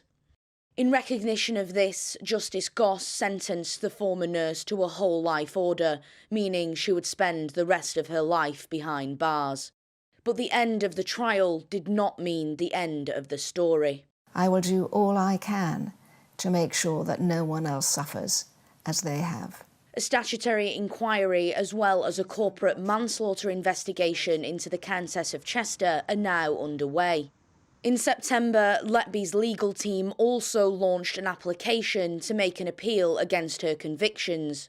not to mention Cheshire Constabulary's continued investigation into further potential incidents. We've got a duty to the people of Cheshire and beyond to make sure that we investigate every single admission into the neonatal unit during the period of time that Lucy Letby's been employed, either at the Countess of Chester Hospital or the Liverpool Women's Hospital, to make sure that we can identify any other potential allegations or potential offences that may have been committed by her. Today, a two-day hearing will take place, led by the Nursing and Midwifery Council, to determine whether or not Lucy Letby should be stripped of her nursing credentials. Commenting at the time of the guilty verdicts, the NMC Chief Executive, Andrea Sutcliffe, said, "This has been a long, complex criminal investigation. We've kept in close contact with the police and the Trust throughout, and will continue to do so. Ms Letby remains suspended from our register, and we will now move forward with our regulatory action, seeking to strike her off the register." For Letby, if this goes ahead, regardless of the outcome of appeals and further investigations, she would no longer be considered a nurse. Sophie Reaper, GB News. What a lot of rot, why we're even talking about this. CEO and founder of Freedom from Abuse, Marilyn Hawes, with her take on this morning. Marilyn, I'm sorry for being so blunt about this, but I just find it absolutely ridiculous. 14 counts of murder, life sentence in prison, and we're worried about whether she should be stripped of her title or not. That should have been an automatic thing. It should have gone straight away on conviction, surely. Well, of course it should have done, and that's what happens with teaching. It's automatic. I mean, I know it's the pantomime season, so maybe that's what we're dealing with here. You couldn't make it up, could you? And I don't understand why we tolerate these stupid things in this country. I really don't. I mean, as she had a court process, she was found guilty at a trial, she's got a full life sentence. She's also, by the way, been moved into a cushy cell. I don't know if you know that, with her own bathroom and everything else. What is it about this woman? I don't understand it. I mean, she's never going to come out. If she did come out, the disclosure barring system would sort her out anyway, because it would have murderer all over it, convicted of murder. But what really upsets me with these cases is it's so pro the perpetrator. What about the families who are going through another Christmas, traumatised by the loss of their little ones, and other ones who are still trying to get sorted out with Chester Police? Was my child one that was at the hands of her brutal actions? No one ever stops to think about the victims.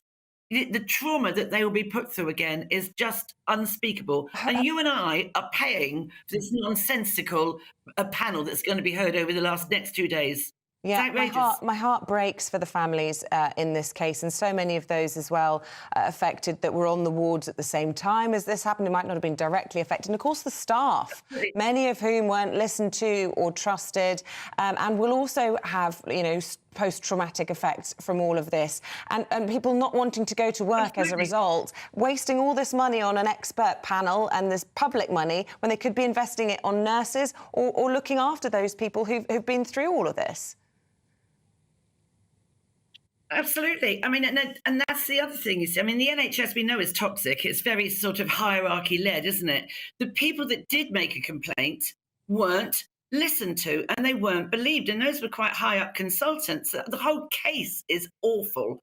But everywhere, you don't know whether there's going to be another Lucy Letby either, because the work I've done with the work I do about abuse and abusers, they are fascinated and attracted to the vulnerable, and you don't get more vulnerable than people in hospital. And ultimately, even more vulnerable are little babies in trauma and ICU. So I just wonder if it continues to be this, it won't ever happen here again, or it will not happen here. It can happen anywhere.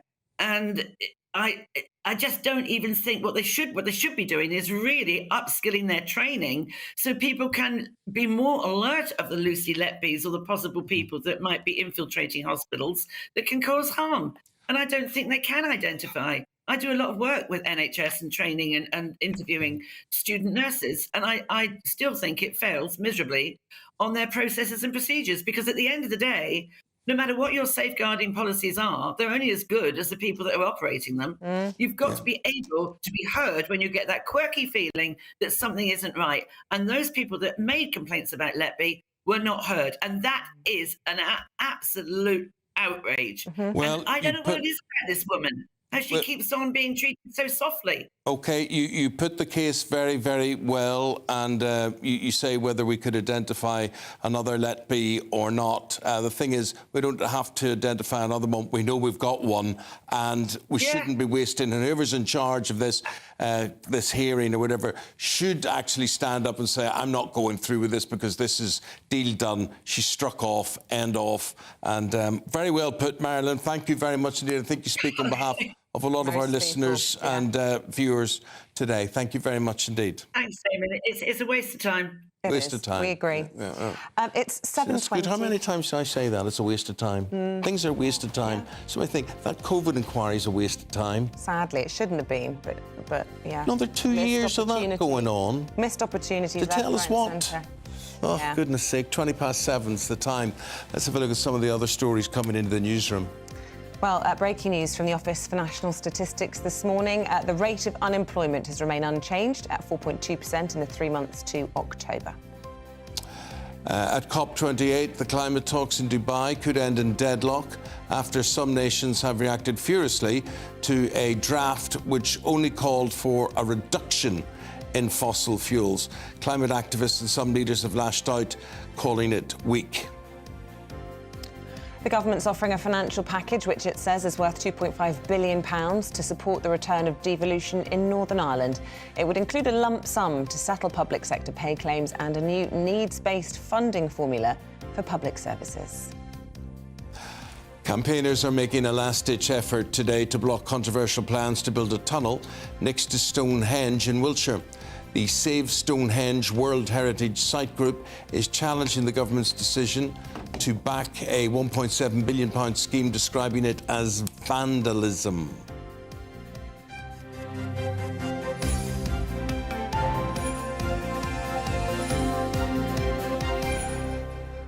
I think we should have somebody in who's objecting to this tunnel at Stonehenge and sort of seeing why. What harm is that doing? I mean, they're going to divert the traffic underground, but they think it's going to shake the foundations of Stonehenge. Well, yeah, I suppose it's sort of revered area, isn't it? There's lots of ley lines. Oh, yes, and all because of that there's should all be... those sun worshippers and things, that solstice worshippers. People I don't know if that's the reason, though. But it's still gridlock along there, so they do need to do something. And it just feels like my entire career we've talked about this story, we've never moved on. A bit like HS2, you know, one of those transport stories that just comes round every few months. I mean, the whole transport situation in this country is broken, completely and utterly broken. Whether it's the airports, whether it is the trains, whether it is the roads, probably the worst of all. Too many cars, too many people owning cars, too much going on, our infrastructure can't handle it, can't hold it, and nobody wants roads or facilities built in their areas, their back gardens or anywhere else. Every time there's roadworks, how many people do you actually see working on the roadwork? This is the point, This is the Isabel. thing. This is the very thing. You know, Where are they all? The clock. I go down the Pay them double motorways. at night. Let's get the economy booming. Let's get some construction works on the roads. Let's sort the roads out by all means. But anyway, when they do invest in the roads with these so-called smart motorways, it's a regression. Actually, turns out they're not safer. Turns out they don't make journey times faster. They're a nightmare. And notice all these floodlights on motorway works, and there's nobody there, as you say. So there's all these floodlights, and I often go past them and think, where is anybody working here, or who actually commissions people to work on this, or why can't they work at night? All these lights are switched on, and the traffic's low, and we could be doing all of that, but that would be too easy. That would be too simple, too sensible. I tell you what, though, if they were working last night, it wasn't the weather for it. Raining cats and dogs as I drove in this morning. Indeed, this morning as you woke up, my hair was ruined, ruined coming into the building today. Here's Alex Deacon. Morning, I'm Alex Deacon. This is your latest weather update from the Met Office for GB News. After many of us had a dry day yesterday, It's looking pretty wet out there for much of the day today. Low pressure has moved in. You can see the swirl here on the cloud and rain picture, and that rain is lingering over southeast Scotland, northeast England. We do have a Met Office warning in place. Because it's been so wet, the rain today could cause some further disruption and potential for flooding. But even further south, heavy, thundery showers in places, the risk of large hailstones as well. At least they should be moving through because it will be quite blustery here. Feeling quite cool wherever you are, but in the brighter spells in the south, we may see temperatures getting up into the teens. As we go through the afternoon and evening, staying largely fine and clear over northeastern Scotland. The rain should slowly peter out from parts of southeast Scotland, but maybe lingering over northeast England. The showers tending to fade elsewhere as well, so many places will become a little drier overnight, and certainly colder across Scotland, Northern Ireland. A more widespread frost likely as we head into tomorrow morning.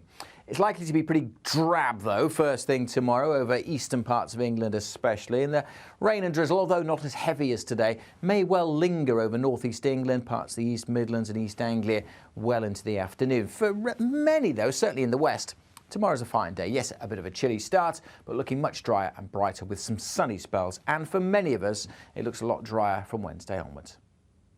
No, we're building up to the Great British Giveaway, which we started yesterday. Great prizes to be won, including a brand new iPhone, top of the range. Yes, as opposed to a second-hand one. We're glad we're giving you a brand new one. You know, the latest model, because they get updated all the time. As opposed to the one that Eamonn had last week that broke, and we're handing it back to you. No, it's brand new. Shopping vouchers. What else? And a big wad of cash. A big wad. To the value of 10 grand. Absolutely amazing. Now, here is all the details you will need to enter. Have a go.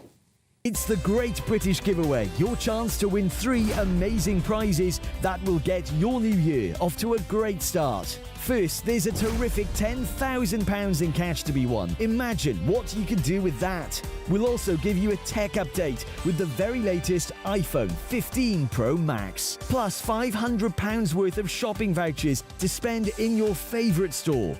The retail therapy could be on us. For your chance to win the iPhone, the vouchers and £10,000 cash, text GBWIN to 84902. Text costs £2 plus 1 standard network rate message. Or post your name and number to GB01, PO Box 8690, Derby DE1 9TT. UK only. Entrance must be 18 or over. Lines close at 5 p.m. on Friday the 5th of January. Full terms and privacy notice at gbnews.com/win. Good luck. Now, how amazing is that? Really That was getting me worked up. Yeah. Listening to that. You could do with 10 grand. That could be all my Christmas problems solved. Mine too. Yes. Superb. And your phone issues. Yeah. Do you know, come here, I tell you something interesting thing. I shouldn't really say this in public. I love it when you do that. My PA yesterday, I was saying, right, here's Isabel's present, right? Oh, right. I want to get for her. And she said... It's been a bit of a hoo-ha. Well, here she is. You know, I asked you certain things, questions and whatever, and she went... Yeah, raised an eyebrow. You can't buy that for a woman that's not your wife, you're not dating. Are you going to say this then or not? No, I'm not going to say what it was. I'm going to say what it was. But are you going to say what you asked me or not? No. I got asked quite a personal question. No, and I did raise my eyebrows. Well, I was only asked you your size. But then you said you were going to check with Ruthie, and that was fine. It's all above board. I didn't get as far as Ruthie because my PA guards the gate. Also raised her eyebrows. So you told me size 18, right, so I got that. In sexy lingerie. But anyway, it wasn't sexy lingerie. Was it a Santa outfit? It wasn't a Santa outfit either. But I got this whole ticking off from my PA. Well, I wouldn't be happy. My husband wouldn't be happy if a strange man, a man who wasn't related to me, bought me that. Oh, well, Liam's in the bad books. You can do what you like. I can do it. So anyway, I'm going to tell you what it is during the break, but I'm stuck. I don't know what the heck to buy you now. Oh. Anyway. I've got a long list, don't worry. Now, you see, right after the break, we're going to be talking about a general election. There's all these votes of confidence and no confidence in the government and Sunak and Rwanda and whatever. So is it time to go to the people and let them have their say? We're debating that next.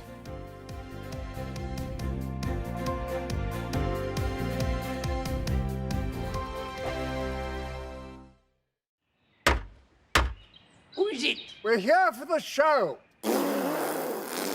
Welcome to the Dinosaur Hour with me, John Cleese. I was married to a therapist. And you survived? I thought we were getting Hugh Laurie. Second best. You interviewed Saddam Hussein. What's that like? I was terrified. I'm playing strip poker with these three. No, thank you. My CDs need to be put in alphabetical order. Are you going to be problematic again? The Dinosaur Hour. Sundays on GB News. Good afternoon, Britain. Good afternoon, Britain. Join us, Tom and Emily, To find out what's happening in the heart of Westminster. and why it matters to you. Weekdays from midday, we bring you the most compelling stories from across the United Kingdom. And from your doorstep to our inbox. That's right, we want to hear from you, GB News. Britain's news channel. I think the most exciting bit for me is talking to people. People who I think are ignored often by the major news channels. We're going to give news they want to hear. There's a voice there that needs to be heard. I think there's a chance here for a diversity of opinion to be expressed, which you don't find elsewhere. It's really exciting. We don't hold back. We're free to say how decisions that are taken here affect us all around the country. Only on GB News, the People's Channel, Britain's news channel. I'm Michelle Dewberry, and I'm not here to tell you what to think. I'd much rather hear what you have to say. So send in your opinions to gbviews@gbnews.com. Keep them clean, and you never know, I might read them out. With my panel here on Jubes & Co, we debate, we get stuck into the issues of the day on a show where all views are welcome, especially yours. GB News, the People's Channel, Britain's news channel. In the GB Newsroom, we bring you the news as it happens. With our team of dedicated journalists across the UK, we're ready to give you accurate reporting every day. When the news breaks, we'll be there with bulletins on GB News, the People's Channel, Britain's news channel. Your weekend starts here with Friday Night Live with me, Mark Dolan, 8 till 9 on GB News. Big stories, big guests, and big laughs as we get you ready for a cracking weekend. That's Friday Night Live with Mark Dolan. Fridays 8 till 9 on GB News. Bring your own drinks. The admission's free. GB News, unlike other broadcasters, isn't obsessed with the London-Westminster bubble. We think there's a nation beyond the M25, and that's why we talk about the issues that matter across the land. Join me on State of the Nation, 8 to 9 o'clock, Monday to Thursday, on GB News. Daisy's listening, and you should too.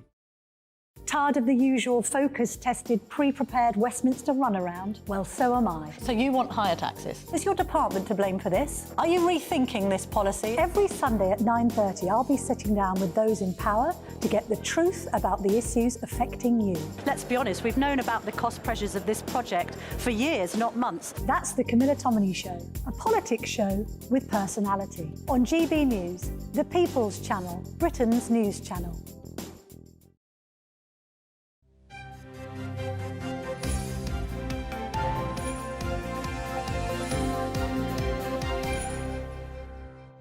A difficult day ahead for the Prime Minister. His premiership's being described as in crisis this morning. Right-wing rebels causing lots of problems for him with his new Rwanda bill. They say it doesn't go far enough.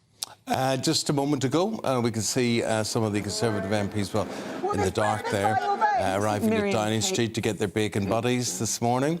So the Prime Minister's hosting a breakfast for them. They'd do anything for a cup of tea and a croissant then to woo these rebel MPs ahead of the Rwanda vote. There's Lee Anderson at the back there. Later this evening. Just trying to spot in the dark. It's quite a difficult job. But the question is, will it be enough to persuade them, or is it simply time for a general election? This is our big debate. Will the bacon this buddy morning. be enough? No, the soothing words of the Prime Minister. Right. He's quite a slick operator. Well, we're going to debate this morning with the political commentator and co-founder of Conservatives Against Racism, Eamonn, who, of course, a contributor here on GB News as well, and the political analyst for orthodox Conservatives on the right wing of the party, you could say, David Moore. Good morning and welcome to both of you. Let's start with you, David, then. You could see a crew assembling there. I don't know if you could spot some of the other faces in there that I wasn't able to spot. Do you think they're going to be persuaded by the sweet talking of the Prime Minister this morning? We'll see how tasty that breakfast did, of course. Now, we saw the ERG very clearly say this does not go far enough. The Rwanda bill needs to be reformed. It has too many plug holes, and we've seen Blairite institutions like the Supreme Court saying that they keep committing guerrilla warfare against this legislation. The NGOs behind it, international law, that is actually arguably subverting parliamentary sovereignty. So there's some actually very interesting points made there, and I think some very valid points. But ultimately, the Conservative electorate, the voters, the members, want results. They want illegal immigration to be tackled. And I think we need to unite. And so, David, your fear is that this leaves too many holes in the defence. You think it's too easy for lawyers to swoop on this and hold things up? Absolutely. I think there's this attack on our immigration system. There have been migration lawyers who have literally tuned the system where they've absolutely blocked, they've completely obstructed the policy for over a year. It's been going on for so long now. I think Rishi's plan's not perfect, but I think we need to get a solution here because time is running out. Well, so, Albie, is the solution to all of this a general election?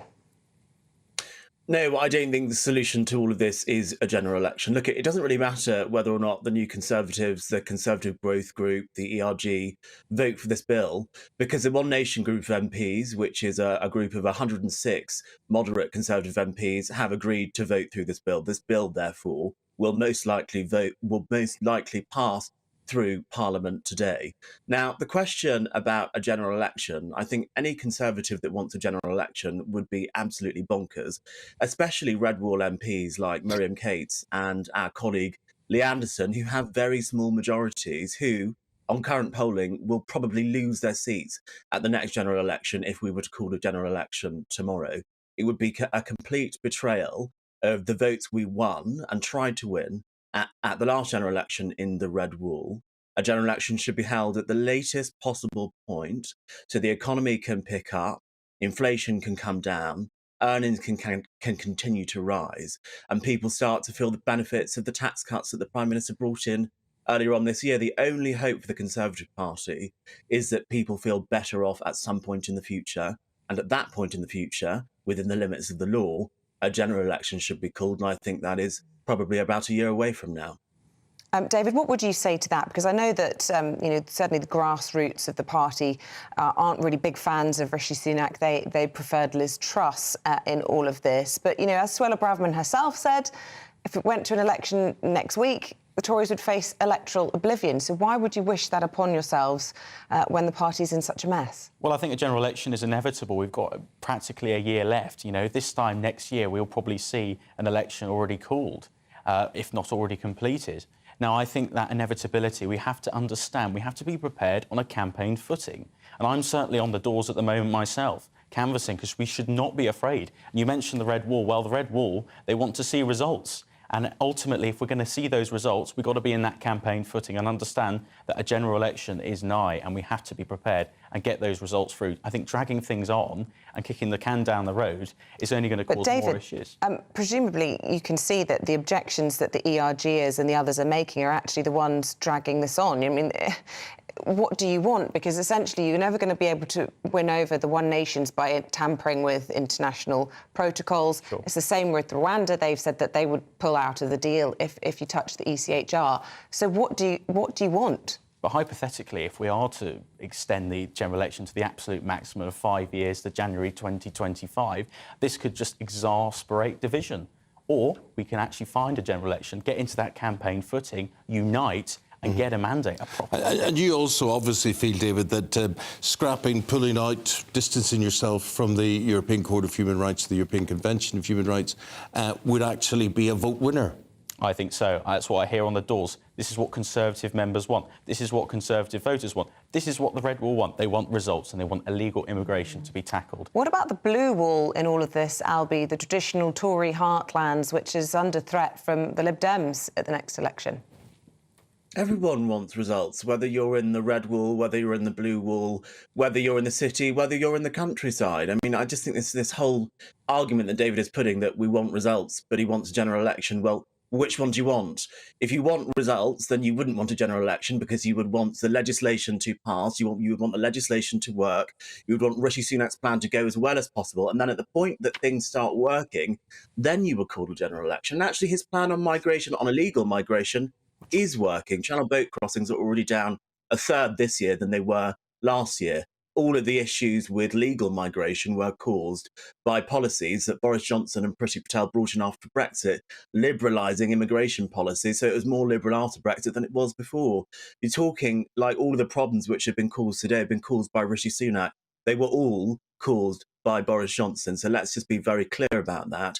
Rishi Sunak has got an unholy mess to clean up, and he needs more time to clean it up before the next general election. If you want a general election, then a general election tomorrow, we will lose badly.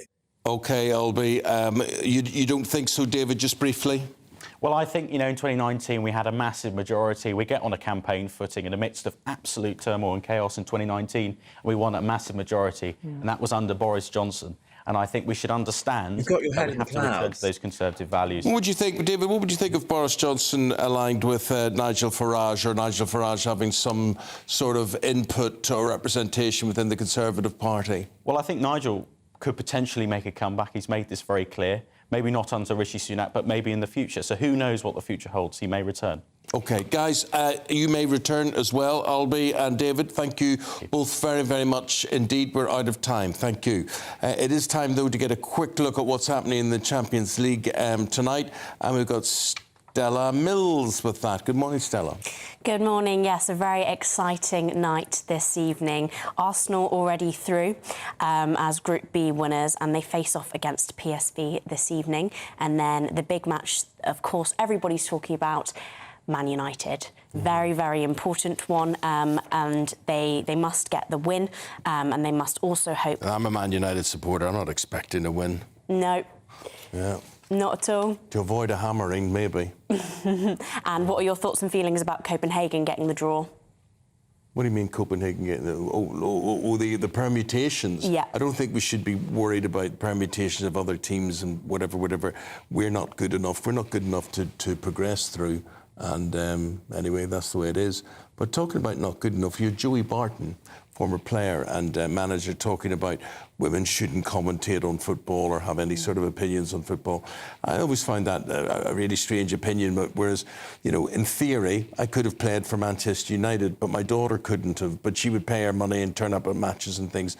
And I think when you look at the quality of some of the, there's some rubbish ones as well, but the quality of, people like Laura Woods and Gabby Logan and Lindsay Hipgrave and Kirsty Gallagher and Natalie Pinkham and Emma Jones, I could go on forever.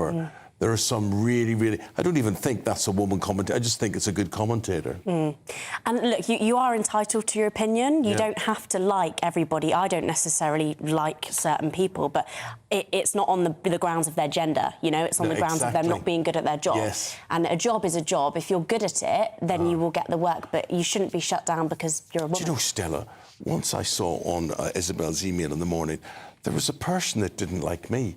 I couldn't believe it. I actually couldn't believe it. I thought there was somebody out there. Just the one person. It was just the one in all. How many years have we been here now? 2 years. 2 years. Well, it did shock me. But anyway, we've got to leave it now. People have strange opinions, is what he's saying. We like you.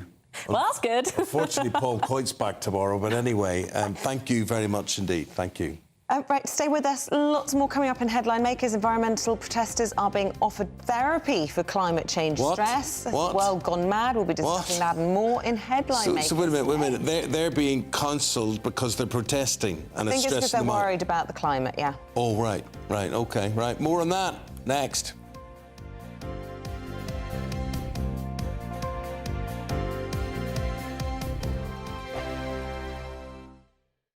Wake up to the headlines with Headliners every morning at 5 a.m. We treat you to the day's biggest stories before anyone else, 7 days a week. You can catch up on everything you need to know before you've even had your kippers. Headliners every morning at 5 a.m. only on GB News, the People's Channel, Britain's news channel. I'm Andrew Doyle. Join me at 7 o'clock every Sunday night for Free Speech Nation, the show where I tackle the week's biggest stories in politics and current affairs with the help of my 2 comedian panellists and a variety of special guests. Free Speech Nation, Sunday nights from 7 on GB News, the People's Channel, Britain's news channel.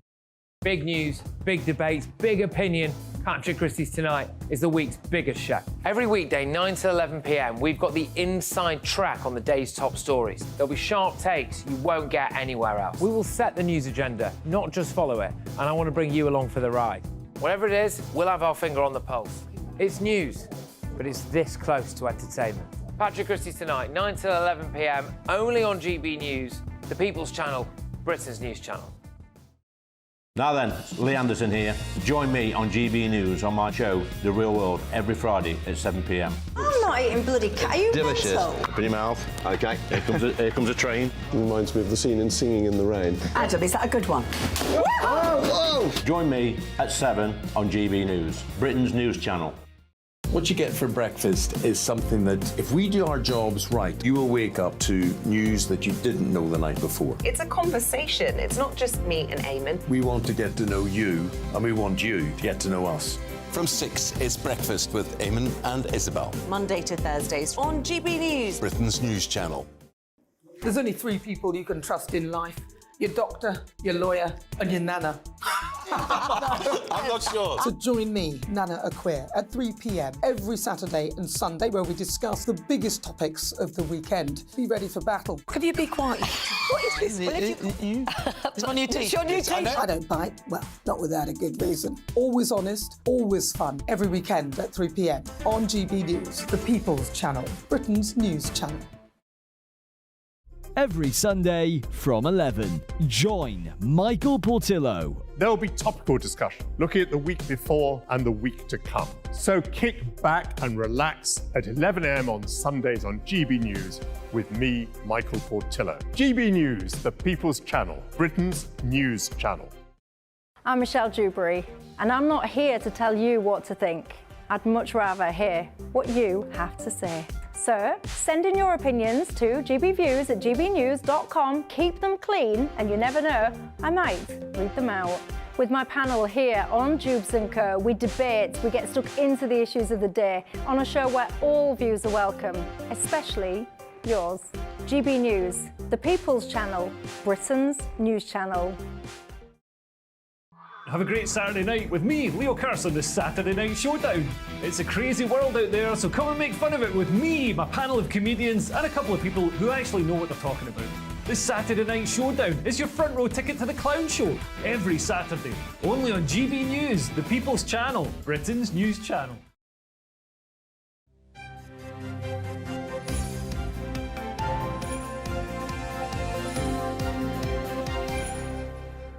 You know, we're just sitting here talking about a James Bond film in the company of Andy Jones and Candice Holdsworth. And this is in Live and Let Die, Roger Moore.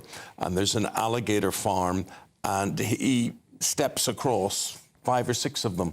No, he doesn't do it, obviously, the stuntman does it, but it was... The stuntman really did tread on those alligators as well. It wasn't like a...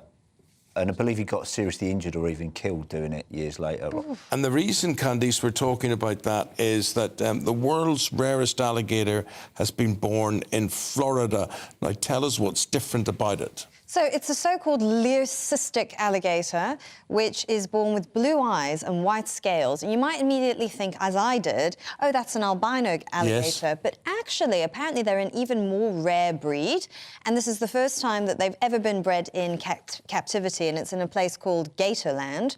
And apparently, they're thrilled because they want to create more and more and more of these specific species of alligator. Oh, my word. I don't know how well they fare in the wild. I think they're pretty vulnerable because they stand out. It's hard for them to survive, camouflage themselves. Yes. Yeah. Ooh, are you into a Gatorland, Isabel? I've been to a crocodile farm in South Africa, and I'll just never forget one of the signs as you walked around, which had a picture of a wheelchair and a ramp and a crocodile with its mouth open at the bottom, which was supposed to put you off letting go of a wheelchair or of going down the ramp at speed. So I learned a healthy fear of crocodiles from a very young age. That's right. Right. Let's get into the Gaza situation here. There's so much tragedy, so much awfulness. What's the take you want on it, Andy?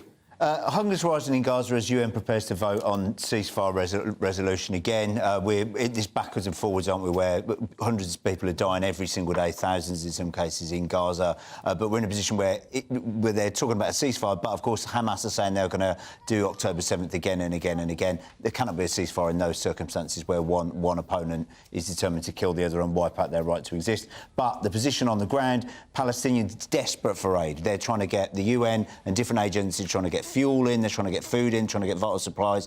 We're seeing images now of desperate Palestinians, desperate Gazans trying to get food, and some of them haven't eaten for days, and they're squabbling in the streets. But also video that IDF have released, Israel have released, saying that Hamas are taking this aid straight away themselves and then taking it straight down the tunnels and not giving it to their citizens. There's been video of citizens claiming exactly the same in Palestine. Palestinians saying Hamas are taking the aid for themselves. And these poor Palestinians. You look at that child eating whatever it's eating there, but the idea of, as you say, the problems getting the food, getting the provisions to them, them holding on to it, but also even cooking it.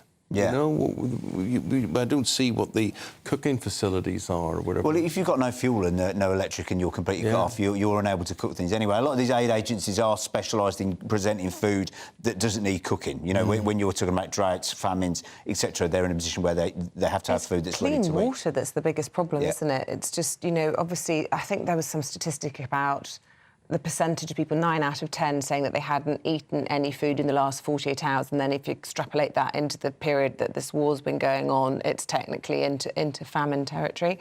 It's absolutely shocking. But then, of course, we had the UN Security Council vote on Friday, the UK abstaining in this vote for further pauses and the Americans blocking it with a veto. I mean, what are our thoughts about that? Yeah, well, I think, you know, the US is actually in a very interesting position because the Democrat Party is quite split on the issue of supporting Israel's military action. But I think that Joe Biden and Anthony Blinken have showed very strong support. And they're kind of caught between these two things. It's not dissimilar to what's happening to Labour in this country, where Keir Starmer, he's very much behind Israel's war in Gaza, but the Labour Party is quite split. So it's interesting that they took this stance because they were starting to come under pressure domestically from people within their own party to push for a full ceasefire. But I think militarily, and I think the US military have said this, that they can't stop now because it would leave Hamas intact. But it's terrible for the Gazan people because they're truly suffering. Yeah. Suffering. That is suffering, that is stress, that is awfulness, but suffering and stress and awfulness come in different forms.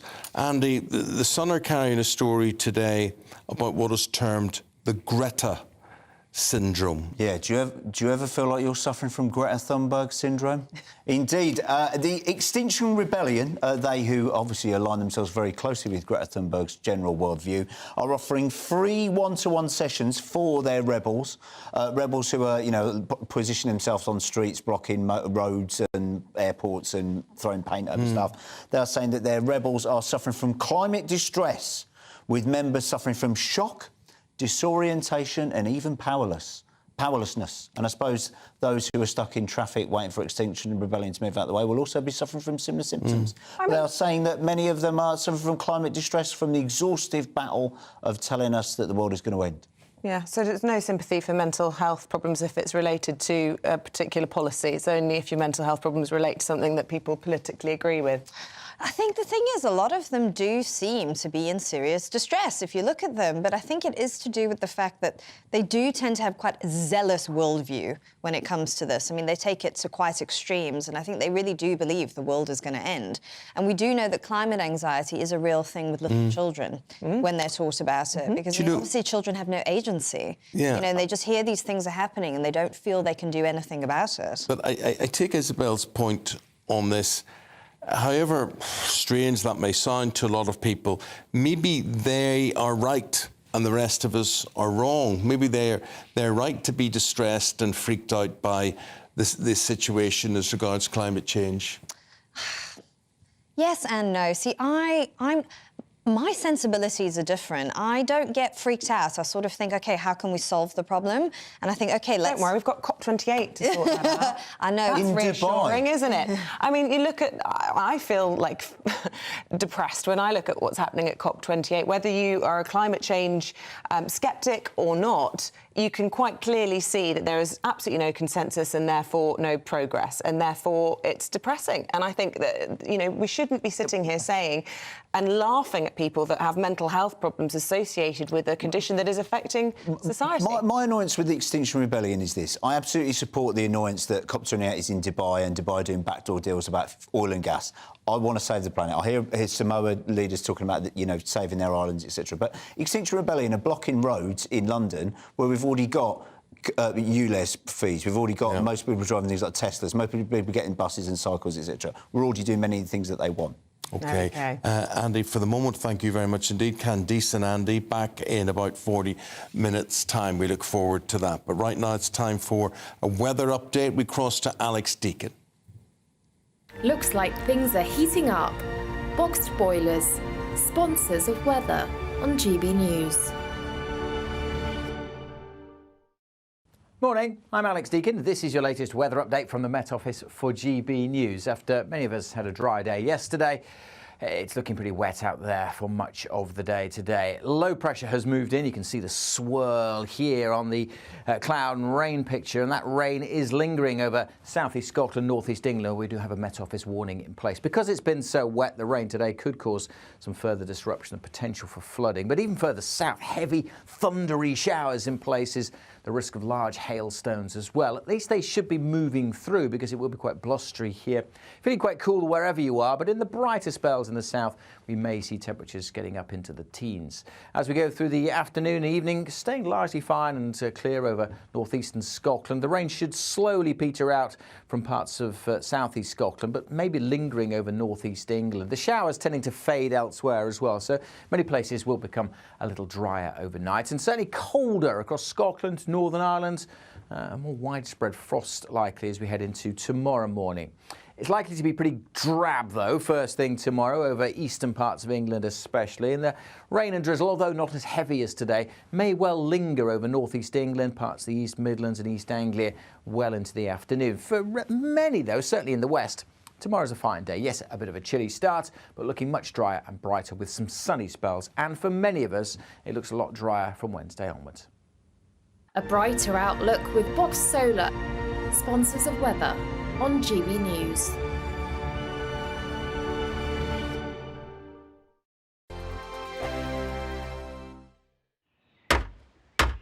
Who is it? We're here for the show. Welcome to the Dinosaur Hour with me, John Cleese. I was married to a therapist. And you survived? I thought we were getting Hugh Laurie. Second best. You interviewed Saddam Hussein. What's that like? I was terrified. I'm playing strip poker with these three. Oh! No, thank you. My CDs need to be put in alphabetical order. Are you going to be problematic again? The Dinosaur Hour. Sundays on GB News. Good afternoon, Britain. Good afternoon, Britain. Join us, Tom and Emily, To find out what's happening in the heart of Westminster. and why it matters to you. Weekdays from midday, we bring you the most compelling stories from across the United Kingdom. And from your doorstep to our inbox. That's right, we want to hear from you. GB News, Britain's news channel. I think the most exciting bit for me is talking to people. People who I think are ignored often by the major news channels. We're going to give news they want to hear. There's a voice there that needs to be heard. I think there's a chance here for a diversity of opinion to be expressed, which you don't find elsewhere. It's really exciting. We don't hold back. We're free to say how decisions that are taken here affects us all around the country.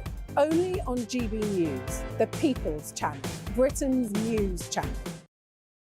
I'm Michelle Dewberry, and I'm not here to tell you what to think. I'd much rather hear what you have to say. So send in your opinions to gbviews@gbnews.com. Keep them clean, and you never know, I might read them out.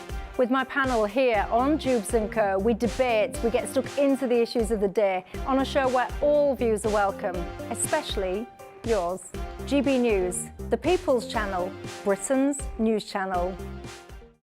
In the GB Newsroom, we bring you the news as it happens. With our team of dedicated journalists across the UK, we're ready to give you accurate reporting every day.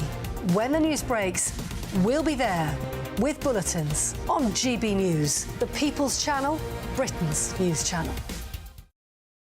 Your weekend starts here with Friday Night Live with me, Mark Dolan, 8 till 9 on GB News.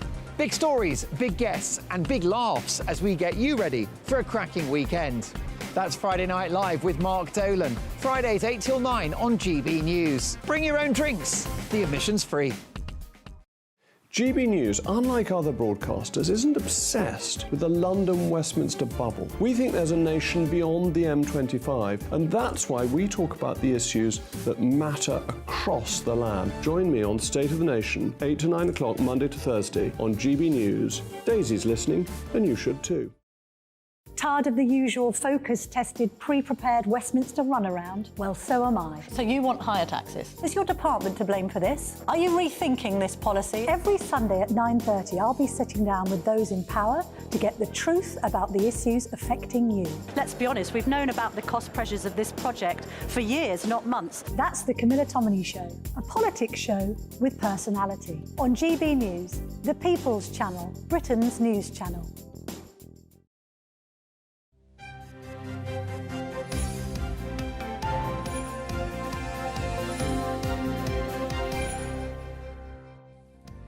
Good morning. Yes, I don't like to say anything in case it upsets you. OK, it's 8 o'clock, Tuesday, the 12th of December. This is Breakfast with Eamonn and Isabel. Thank you. Lovely to have you all on board wherever you are. Leading the news this morning, this is what we've got. Make or break for the Prime Minister.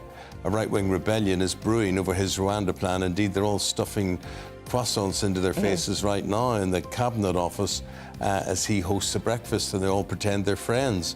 And the thing is, are they friendly enough to avoid bringing down the Sunak government? Olivia Utley, outside number 10, where she can smell the food from where she's standing. Olivia, good morning. Good morning. Yes, Rishi Sunak is well and truly on the charm offensive this morning, but with rebels claiming that they have the numbers to actually defeat the bill in the Commons this evening, today really could be the beginning of the end of Rishi Sunak's political career. And despite being sentenced to 14 whole life orders, a hearing will begin today looking into whether the child killer Lucy Letby should be stripped of her nursing credentials. Duke of Sussex will have to pay 48 grand in legal costs. He lost part of his live battle this week. Royal correspondent Jenny Bond will be joining us shortly to talk about the Sussexes and the Waleses. And we're also talking about Birmingham. Are they on the brink of going broke? The council there's holding emergency meetings today as they seek to address a £300 million budget gap. And something a bit different today, sports broadcaster Stella Mills. And we're glad we got a sports broadcaster as opposed to somebody who was working in the petrol station or whatever it is. But lovely to see you. lovely to see anybody except Paul Coyte. He's really getting it in the neck today, isn't he, guys? He's not a popular man. He's not popular. OK, we'll leave it at that. Shall I take over from him then? Well, if you want to come back, right, here we go. We'll see. So today we have got Sports Personality of the Year coming up. We're going to be talking all about that. We're also going to be touching on Emma Hayes' reaction, Chelsea manager, women's, regarding Joey Barton and his comments. She had a pretty powerful message out there on social media. Lastly, we will be touching on the issues in Turkey. All football matches at the moment have been put on hold due to an issue with a referee being kicked and punched to the ground. Unbelievable, unbelievable. Now, I just want to get you two, as women, I just want to get your initial reaction to Joey Barton and what he's saying, that men shouldn't have to listen to women commentating or deliberating on a sport they haven't played. Yeah, I mean, I think, obviously out the bat, that's a pretty sexist thing to say, isn't it? I can feel you bristling from here. We've said before, haven't we, if you don't like somebody and they're not very good at that job, that is absolutely OK. It's OK to have an opinion, but what is not OK is to judge somebody purely on their gender. Well said. Isabel? Oh, I mean, I'm not even dignifying the question with an answer. It's ridiculous comment. Fair enough. And I just would like to say, you know, the amazing women broadcasters that are out there, like Claire Balding, like Gabby Logan, like Laura Woods, like Lindsay Hipgrave as well, Kirsty Gallagher, Natalie Pinkham, you could go on, Susie Perry, so many good people, and Sue Barker for all those years. Do you know Sue Barker got a job? I was commentating on, I was presenting tennis from the Queen's Club, and they took me off it and they replaced me with her. I've never forgiven her since, never forgiven her. And she stayed there for a year, for 30-odd years or so. Yeah. Alex Deacon, how long will he stay on the weather forecast? Well, this is how bad it's getting today. A wet one for many of us today, some heavy downpours, even some big thunderstorms in some spots. But after today, it does look like the weather will be calming down and turning quite a bit drier. Join me later for a full forecast. Lots of you been getting in touch, absolutely inundated with views this morning. Thank you for all of those. We'll go through. Yeah, but some of them are stupider views. Some are stupid views. Well, all of them. No, I want to go. Where was that Lucy Letby Here we go. one? This one, Carl. Yeah, Carl, you're stupid. Carl says Lucy Letby should not be stripped of her nursing credentials until all appeals have been heard. You never know, she might be proven innocent. No, she's already been proven guilty, Carl. 14 times, yeah, Carl. 14 convicted, times. Whole life sentences, Yes. which is more than just a full life sentence. So anyway, there's this whole stupid inquiry going on today. Should we strip her of her nursing credentials? Or should and let's just use some more taxpayers' money on that whilst the NHS is on its knees. Waste Keep of those time. thoughts coming in. COVID inquiry, waste of time. Just my views. Your views welcome. gbviews@gbnews.com, or you can tweet at GBNews. Well done.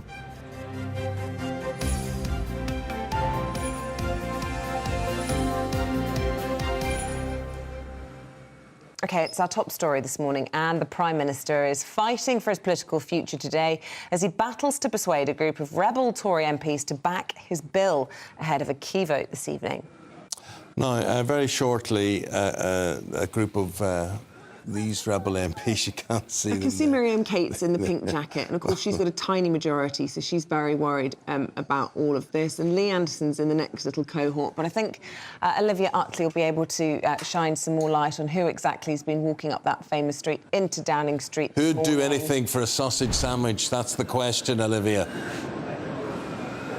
Well, yes, we've been standing here and watching those group of new Conservative MPs going into Downing Street this morning. We've seen Jonathan Gullis, Danny Kruger, Lee Anderson, about 20 of them all together. Now, this morning, those rebels are claiming that they do have the numbers to defeat the Rwanda bill in the House of Commons this evening.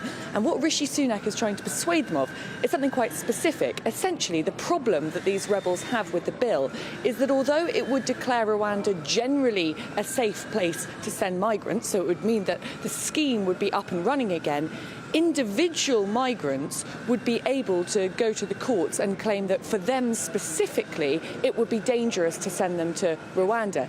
Now, Number 10 says, yes, there is a little bit of wiggle room there, but they say that that wiggle room is very narrow indeed. Very, very few migrants would be able to use those mitigating circumstances. It would be, for example, women in the later stages of pregnancy for whom it would be unsafe to fly, or those with sort of illnesses which couldn't be treated in Rwanda. The rebels don't really believe that, and that gets to the crux of the problem here. It's really an issue of trust, and Rishi Sunak isn't really trusted by some of his backbenchers anymore. We've seen this happen before. We saw it happen with Theresa May in the later days of her premiership, when she was wrangling over each of those Brexit votes night after night. And normally it precipitates the beginning of the end of a political career. Now, it's quite possible that Rishi Sunak manages to squeak that bill through this evening. His charm offensive going on behind me could go pretty well. He could persuade enough of those rebels to support the bill that he manages to get it through. But that is by no means the end of the road. If he only manages to win narrowly this evening, then the House of Lords will feel emboldened to vote it down when the new year comes. If he won with a huge majority, as an unelected House, the Lords would feel possibly that they couldn't vote it down. If he only wins very narrowly, they'd probably feel that they could. And so there's a lot of wrangling ahead for Prime Minister Rishi Sunak. And there are plenty of people in Westminster this morning saying that there is no chance that he can hold on until 2024, end of 2024, at this rate. Oh, interesting. As Prime Minister, I was going to say, if there's wrangling, that's a less unpalatable option for him than if it fails tonight, in which case there'll be questions about whether he can stay on at all. But you're suggesting that his position is actually still in jeopardy even if it gets through tonight.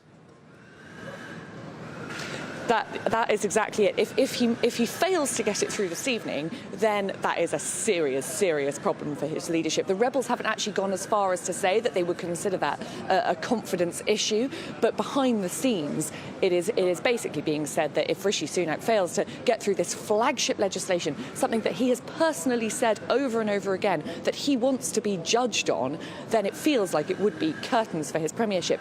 But even if he squeaks it through with a small majority, he won't be gone today, he won't be gone next week. But if there's problems in the Lords, if there's a sort of ping-pong, as they call it, where the bill gets sent back from the Commons to the Lords, gets amended over and over again, and ends up in a state almost unrecognisable from the bill that Rishi Sunak proposed in the first place, then it's very hard to imagine how he manages to limp on to a general election when he can't even get his own party to back him. That's where the breakfast comes in, the all-important menu. Has it leaked? Has word got to you as to what was being served up this morning? That's a very good question. I don't know what's being served up this morning. I hope it's pretty tasty because this is really Rishi Sunak's last chance. It's a lose-lose situation for him, really. The left of the party, the One Nationers, as they call themselves, have said that they won't vote for the bill if it's hardened up. Meanwhile, the right of the party, in that room behind me, are saying that they will only vote for the bill if it is hardened up. So I hope they've got something very tasty to eat, which might persuade them otherwise. OK, thanks, Olivia. Thank you very much indeed. I've sort of changed my mind as to what I want now. I would like a yoghurt and some fruit. I like peaches in my fruit. I love peaches. I like peaches. Peaches would be nice with yoghurt.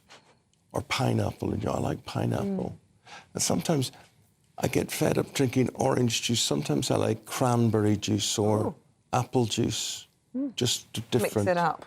But then I'd have a full English after that. Anyway, some royal news now. Prince Harry is out a few quid. He's going to have to pay the Mail on Sunday more than 48 grand after failing to strike out part of its defence in a libel claim. Yes, so the Duke of Sussex is suing Associated Newspapers Limited over an article about his security arrangements. Meanwhile, in stark contrast to the legal woes of Harry, the Princess of Wales and her children have been volunteering at a baby bank. This was in Maidenhead ahead of Christmas. Have a look. Here, there's lots of people who give up their time, and there are lots of volunteers who come and help out. And so you're the volunteers for this evening. Right, you ready? What we would like you to do is try and choose some presents for some children who are similar age to you guys. So if you think about what you would like to play with. Yeah, this is a big guy. Well, seeing as we've just seen that footage, should we start with the good news? We're talking to the royal commentator, Jenny Bond, friend of the programme. Very good morning. Always lovely to see you, Jenny.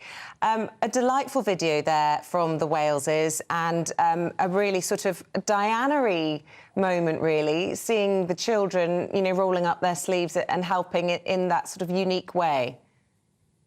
Yes, it is very reminiscent of what Diana did with William and Harry, and that's where William really has learnt the lesson to take his children out, or Catherine in this instance, and show them people who are less privileged. I mean, I remember talking with Diana, and she said, I just want my boys to be brought up in the way no other royal princes have been brought up. I want to see them the reality, let them see the reality of life. And it is a charming video. It's very glossy. It's very well produced. The Waleses have brought in a professional team to make these videos.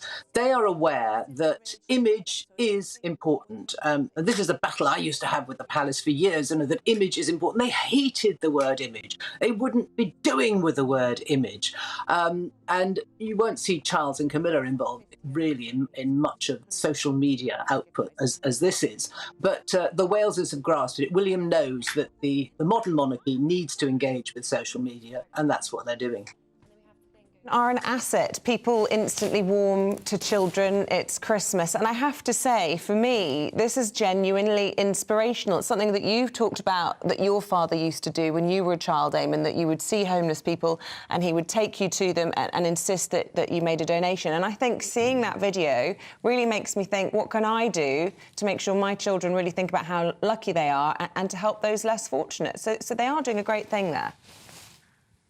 Oh, they are. I mean, it's not just about them and their image. This is much more than that. Just reading about that visit, because it was a private visit. They had their professional team, but it was a private visit. And you saw Catherine saying to William, now you see saying to George how rewarding it is. It is about that, but also one of the staff there was asked by Catherine, well, what else can we do? What can we do? And they said, just by shining a light in the way that you are, it makes all the difference. And it does. Look at the publicity that baby banks are getting this morning as a result of that one private visit. Baby bank was, Jenny. So it's interesting. Are we talking about supplying necessities to children? Then I didn't know what they were either, but it looked like toys. Toys, yeah. Well, obviously there's the Christmas aspect to all of that, which is lovely. But what it does, Jenny, is it makes me think: have I donated to a baby bank? And I must go and look one out. Now we talk about the Wales's image. What about Harry boy? What ways he emerged from events of this week? That was his appeal. So he lost the case and he's lost the appeal. Bit of a slap face, yes, for Harry. This is only part of his libel case against the Mail on Sunday. I mean, he's involved in numerous, 6 actually, court cases, 4 of them against newspapers, 2 against the Home Office. And this is it's to do with his case against the Home Office, that his complaint that his security, full-scale security, was taken away. The Mail on Sunday suggested that Harry had tried to keep that legal fight secret, and then had tried to spin it when it became public. That Harry, though, lost his case against the Mail on Sunday's defence, which was that their article was honest opinion. And the judge agreed with the Mail on Sunday and said it wasn't just trying to spin, it was a masterclass of spinning. And as a result, the case will go forward, but without that particular aspect of the Mail on Sunday's defence. And for that, Harry's going to pay nearly £50,000 in legal costs. But it must be a fraction of the legal costs that he is risking in these 6 actions that he's bringing. The cost isn't what's going to hurt. It's the act of losing this part of it probably that hurts more for him, because, as you say, as a percentage of what he's spending on lawyers and various different cases going through the courts, this is just a drop in the ocean, really. Absolutely, but he is committed to this. You know, he hasn't rowed back on his declaration that he wants to reform our profession, the media and press. And I see no sign of him reneging on that. So they are very quiet at the moment, Sussex, I must say. We've not heard much of them on social media or anywhere else. I think everyone's sort of waiting to see what is 2024 going to bring. There are suggestions that their brand isn't working and that Meghan is possibly, well, there is a rumour she might be dropped by her talent agency. There's no confirmation either way on that. But things aren't looking too rosy on the public arena for the Sussexes out there. But maybe they're deliriously happy in their private life, which is fine. That's what they wanted. And maybe they are just going to keep a low profile from now on. Not entirely sure, though. Jenny, appreciate it. Thank you for your insight on all matters royal there. Thank you very much indeed. Now, people in Birmingham have been threatened with a huge council tax rise and reduced services in the new year as the bankrupt authorities trying to get a grip of their finances. Now, this comes as Birmingham City Council holds an emergency budget meeting to set out a credible plan for addressing the £300 million gap that it has over the next 2 years. Well, our West Midlands reporter, Jack Carson, joins us now.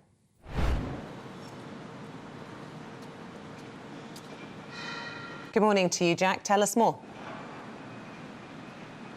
Yes, so obviously as since we've had this bankruptcy notice, obviously, of course, going in September, we've been having these monthly financial reports from the interim head of finance at Birmingham City Council, really revealing the state of the finances that this council is in. Let's just remind you, of course, of kind of how we've got to this point with the debt and the finances, of course, that Birmingham City Council are in. Of course, we've got this equal pay liability of £800 million. That, of course, comes from equal pay claims dating back to a 2012 Supreme Court ruling. They've then got an implementation of a new IT system that should have cost £15 million. That's now over budget and well over £100 million. That means that in the financial report that we had for November, that head of finance revealed that there was a forecasted budget deficit for 2024-2025 of £165 million, rising to 177 in the year of 2025-2026. This council is trying to find and recoup as much money and save money where it can. Now, in the latest financial report, which is going to go to the cabinet meeting today and have its recommendations, therefore, discussed and possibly approved as well, says that they've only managed to find £150 million worth of savings so far for next year. That means that this report going to the council cabinet meeting today is recommending that Birmingham City Council write to the Department for Levelling Up, write to the Secretary of State Michael Gove, asking if they can raise the council tax level above the maximum 4.99% limit that there is without having to hold a referendum. Now, when we've seen councils become bankrupt across the country, we have seen they have risen that council tax level to 10 or even 15%. So for Birmingham residents hearing that news today, that will be a big worry. Thank you for explaining all of that. Joining us now, Councillor Marion Jenkins. Marion is a shadow member for Finances and Resources at Birmingham. Marion, it must hurt to talk about this and scratch your head about how the council got into this situation. Yes, it's a complete disaster for the taxpayers of Birmingham, Eamonn. But what's even more troubling is that the Labour administration have known about this situation formally since July of this year, and the deadline for setting these savings of 300 million has been set almost on a monthly basis, and they've missed each deadline. And I think we're reaching the point now where the commissioners and the government are running out of patience, and they've set this final deadline of the 7th of January to identify how these 300 million of savings are to be made. And in fact, as you said in that piece, Labour are so inept, so unable to save money that they've more or less thrown in the towel and accepted they can't save 300 million this year. So they're going to save 150 million in the first year, try and target and get the savings up to 300 million in the second year. And the difference between those two numbers, that extra 150 million, is going to be met by additional borrowing and additional sales of assets. And that's going to have a long-term impact on the residents of Birmingham.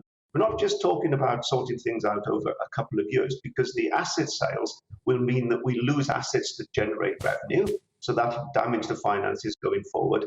And the fact that we're having to borrow money to meet costs on our current account means that we're going to have to pay interest on that going forward. So I'm afraid that the financial mess that Labour have made of Birmingham is going to be paid not just by the current residents, but by their children and probably their grandchildren. Gosh, that's a depressing picture you paint, and not unique to Birmingham. We're hearing this story increasingly about so many local authorities. I mean, is Birmingham itself just too big as a local authority? Is that where part of the problem has come in here? And is it therefore now too big to fail, if you like? It can't be allowed to fail because of, well, the implications of that for the people of the city. Yeah, I mean, we all know in the end the government won't allow the city to collapse. You know, they will step in. I don't think it is too big. You know, in the scheme of world cities, Birmingham is a relatively small city with 1.1 billion population. Cities all over the world seem to be able to manage their finances. No, I'm afraid the situation in Birmingham is unique because we have a particularly inept administration.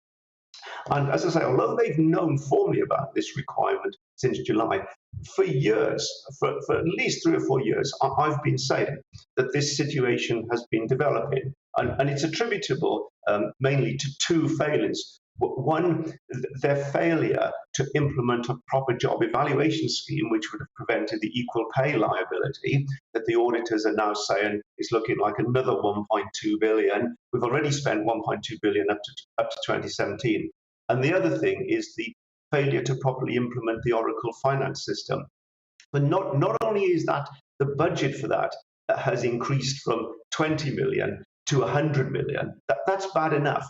But the fact that they went live with the system when it wasn't working properly means that the officers are now not in a position to fully understand what's actually happening. I mean, for example, the finance officer told me that she couldn't get a cost center report out of the system.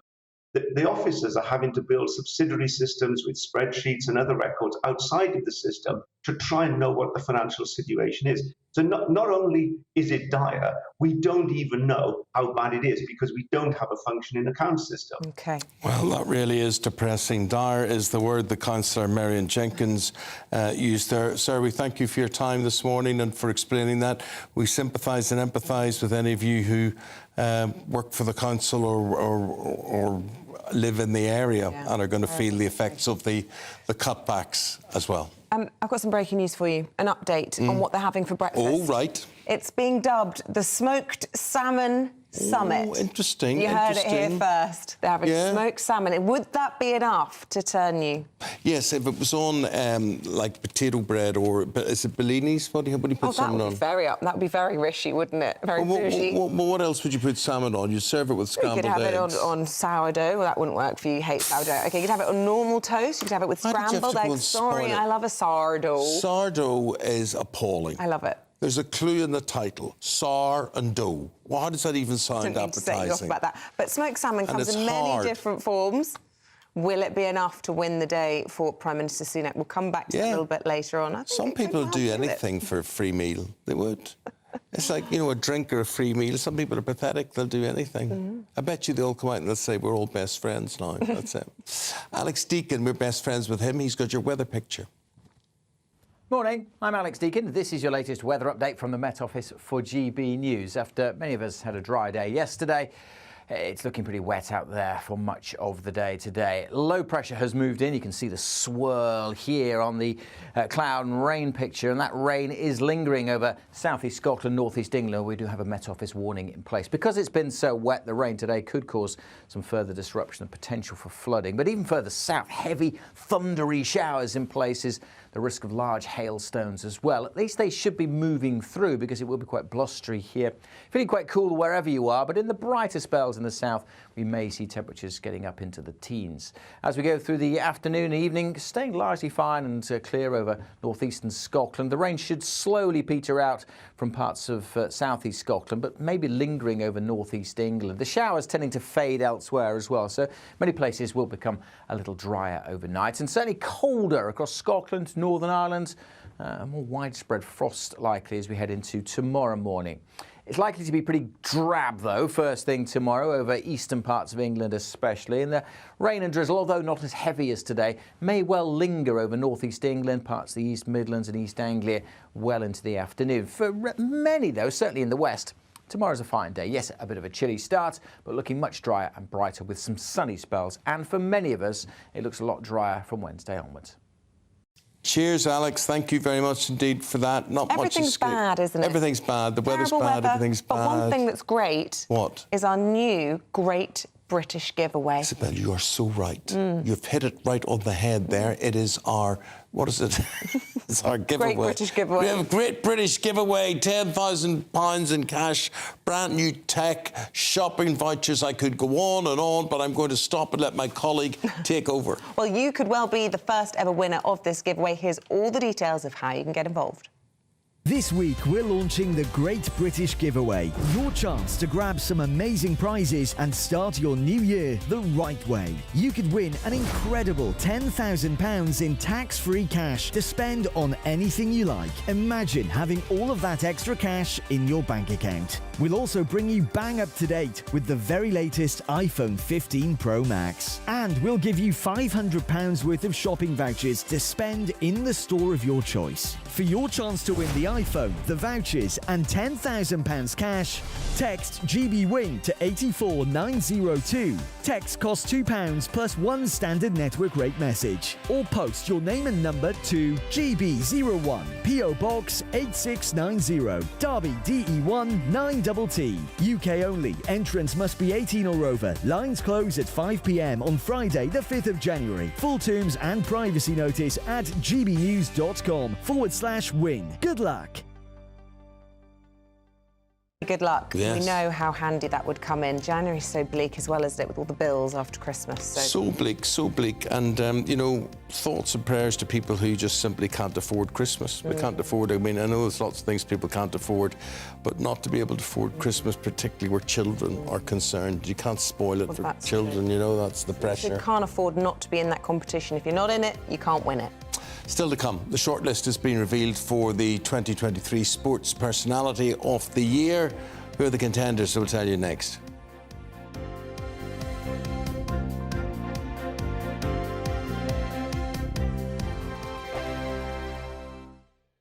Wake up to the headlines with Headliners every morning at 5 a.m. We treat you to the day's biggest stories before anyone else, 7 days a week. You can catch up on everything you need to know before you've even had your kippers. Headliners every morning at 5 a.m. only on GB News, the People's Channel, Britain's news channel. I'm Andrew Doyle. Join me at 7 o'clock every Sunday night for Free Speech Nation, the show where I tackle the week's biggest stories in politics and current affairs with the help of my two comedian panellists and a variety of special guests. Free Speech Nation, Sunday nights from 7 on GB News, the People's Channel, Britain's news channel. Big news, big debates, big opinion. Patrick Christie's Tonight is the week's biggest show. Every weekday, 9 to 11 p.m, we've got the inside track on the day's top stories. There'll be sharp takes you won't get anywhere else. We will set the news agenda, not just follow it, and I want to bring you along for the ride. Whatever it is, we'll have our finger on the pulse. It's news, but it's this close to entertainment. Patrick Christie's Tonight, 9 to 11 p.m, only on GB News, the People's Channel, Britain's news channel. Now then, Lee Anderson here. Join me on GB News on my show, The Real World, every Friday at 7 p.m. I'm not eating bloody cat. Are you Delicious. mental? Open your mouth. OK, here comes a train. Reminds me of the scene in Singing in the Rain. Adam, is that a good one? Join me at 7 on GB News, Britain's news channel. What you get for breakfast is something that, if we do our jobs right, you will wake up to news that you didn't know the night before. It's a conversation. It's not just me and Eamonn. We want to get to know you, and we want you to get to know us. From 6, it's Breakfast with Eamonn and Isabel. Monday to Thursdays on GB News, Britain's news channel. There's only 3 people you can trust in life. Your doctor, your lawyer, and your nana. I'm not sure. So join me, Nana Aquare, at 3 p.m. every Saturday and Sunday, where we discuss the biggest topics of the weekend. Be ready for battle. Could you be quiet? What is this? It's my new It's teeth. your new teeth. I I don't bite. Well, not without a good reason. Always honest, always fun. Every weekend at 3 p.m. on GB News, the People's Channel, Britain's news channel. Every Sunday from 11. Join Michael Portillo. There'll be topical discussion, looking at the week before and the week to come. So kick back and relax at 11 a.m. on Sundays on GB News with me, Michael Portillo. GB News, the People's Channel, Britain's news channel. I'm Michelle Dewberry, and I'm not here to tell you what to think.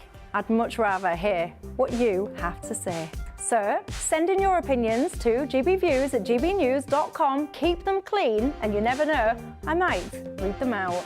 With my panel here on Jubes & Co, we debate, we get stuck into the issues of the day on a show where all views are welcome, especially yours. GB News, the People's Channel, Britain's news channel. Have a great Saturday night with me, Leo Curse, on the Saturday Night Showdown. It's a crazy world out there, so come and make fun of it with me, my panel of comedians, and a couple of people who actually know what they're talking about. This Saturday Night Showdown is your front row ticket to the clown show, every Saturday, only on GB News, the People's Channel, Britain's news channel.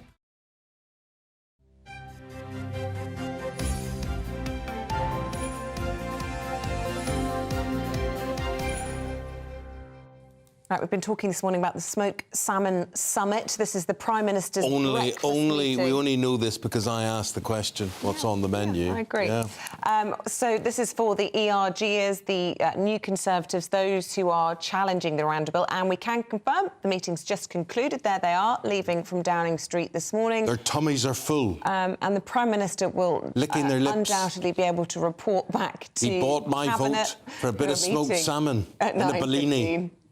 There's Lee Anderson there. They are yum yum, licking their lips. Trouble about smoked salmon, you do smell a bit fishy after. I'm not don't sure you? Lee Anderson would be a smoked salmon kind of guy. Maybe we can ask You him a don't little know bit that. later You on. don't know that. You never know. Yeah. So there we go.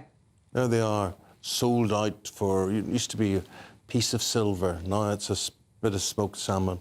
There you go. Well, they don't know that they've been bought. Oh, they have. They have. You reckon? They have. We'll Totally. Oh, yum yum. On to sport. Speaking of yum yum, we have the delectable and very lovely Stella Mills in for Paul Coit with us this morning. Good morning to you. What have you got in store for us this morning? Yes, so just announced as the BBC Sports Personality of the Year contenders. We've got a great list, short list. Stuart Broad, Frankie Dettori, Mary Earps, Alfie Hewitt, Katrina Johnson-Thompson and Rory McIlroy. Now, it's due to take place on Tuesday. We mentioned before, usually takes place on a Sunday, and is the 70th edition of the awards as well. Yeah. Frankie Dettori's interesting. He was the first one out in the jungle, which I just couldn't work that out because Frankie is so popular, everybody likes him, whatever, and it just sort of, for some reason, he Just didn't different gel. audiences, I think. People maybe the young who watch I'm a Celeb aren't necessarily into horse racing. Also some more powerful characters on there, right? Like, you know, if you're kind of slipping under the radar, then you're not going to get as much airtime and you're not going to get Who's caught your eye, Stella, as do you think will stand a very good chance of picking up that title? I'll be very honest, I think Mary Earps stands a really good chance. I know we've had Beth Mead in 2022 and Emma Raducanu in 2021, but I do think that she stands a great, you know... So Mary Earp is the England goalkeeper and the Manchester United goalkeeper as well. Formerly now known as Mary Queen of Stops. Did you hear about the debacle with Nike and her T-shirt that happened? Oh, yeah. So they're now selling those. They are, but they sold out in 5 minutes. Yeah, well, not surprising. Not surprising. Not surprising at all. Do you know how many they made? 60,000 or something? Or? Do you know, I don't know how many, but I do know it was the exact same as the men's that they made, and they still sold out, so brilliant news. Oh, very good, very good. Right, what else have you got? Well, we are still on the story regarding women reacting to Joey Barton's comments. But what I'd like to draw to your attention here is actually Chelsea manager Emma Hayes and everything she had to say on it. So this is Barton saying that he's fed up with women commentating on football, being forcibly... The one thing I would sort of object is women being forced into a panel lineup. You know, it's what I'm happy them presenting, I'm happy listening to them, but I don't like the idea that, well, she's only there to make up the numbers. You know, they've stuck a woman in there. Do you find that a bit patronising, or...? Yeah, I think the way he said it, he suggested it's, you know, based on tokenism and merit rather than merit, which obviously isn't true. You know, if you're producing a TV show or whatever you're doing, you're going to look for the best person to do the job. If that's a man, that's a man. If that's a woman, it's a woman, you know. His comments ultimately are rooted in sexism. So who's having a bite back here? So we've got a clip actually to show you from Emma Hayes. Very powerful speech, gone viral on social media, about 2 minutes long. And take a look at this. Okay. We have to remember that society isn't always as well represented across the media or across the game in coaching or playing, etc. And that if you haven't experienced systemic misogyny, like lots of us have, you can't for one moment understand how detrimental some of these conversations are, knowing that anything anyone says just enables an absolute pile-on. Very powerful stuff from her, and you know she's off to America to coach the USA team. Interestingly enough, you know Chelsea did get thrashed by Arsenal at the Emirates, and she did say that the most enjoyable, the best part of the match was she only had to drive 20 minutes home. So she's certainly a character with the media in her post-match press conferences, but also a very, very good advocate for speaking very honestly down the line. You know, what you see is what you get with her, and she's kind of called him out, but also brought the subject back to the fact that actually, can he really comment on this when? Well, I'd love to see someone like Barton up against someone like her. Yeah. There's someone who will really challenge him.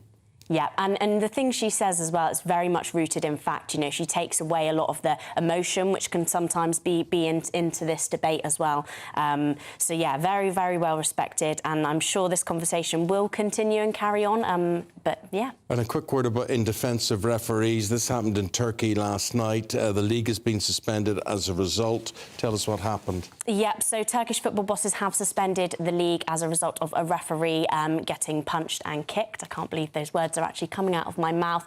But basically, the team conceded a 97-minute equaliser, and the president felt it right to come on and make his actions known.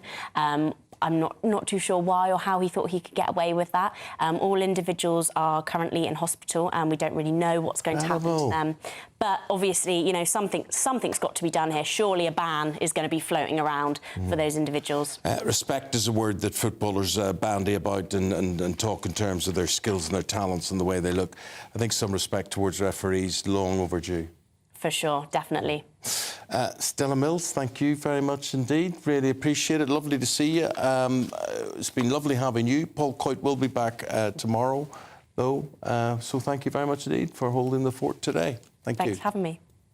Yeah, I'm glad you got the memo on the clothing outfits as well. We're in beige all the way today. Coming up, we're going to be discussing why it's OK to say no to an invitation. Is that why you've been turning me down or playing hard to get? I have one on the 20th. Well, anyway, that's a whole other thing. Headline makers next.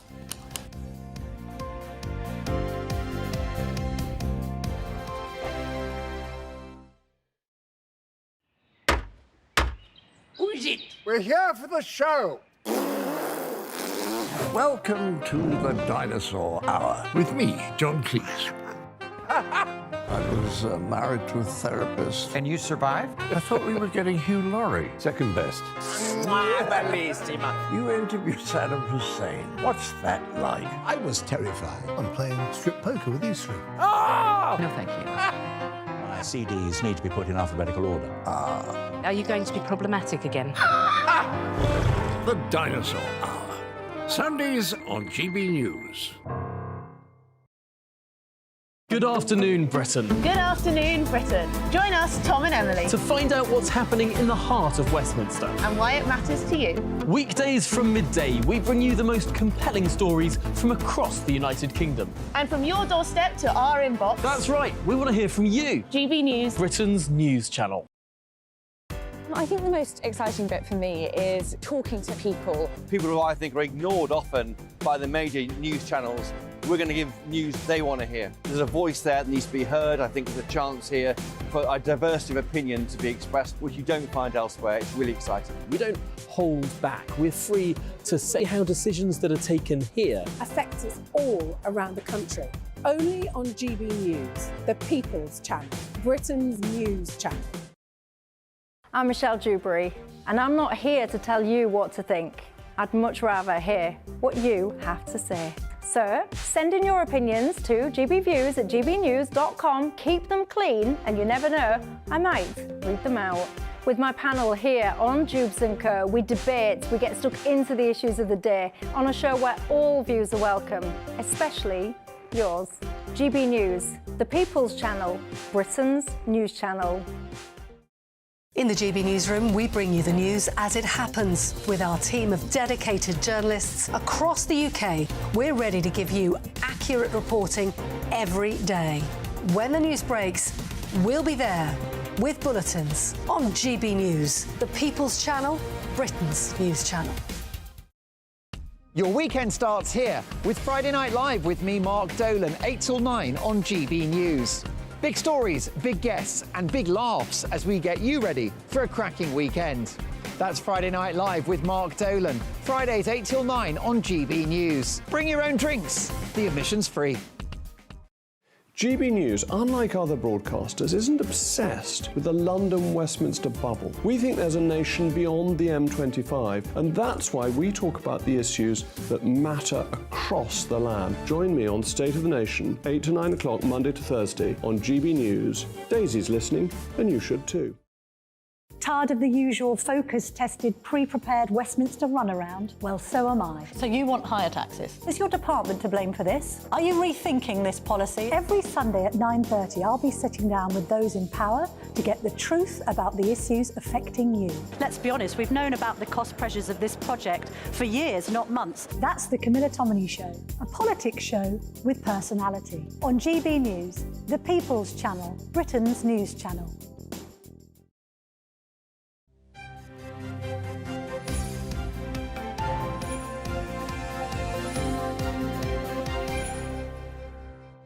Joining us to go through some of the day's headlines is the writer and journalist Andy Jones and the writer and broadcaster Candice Holdsworth. Welcome back to both of you.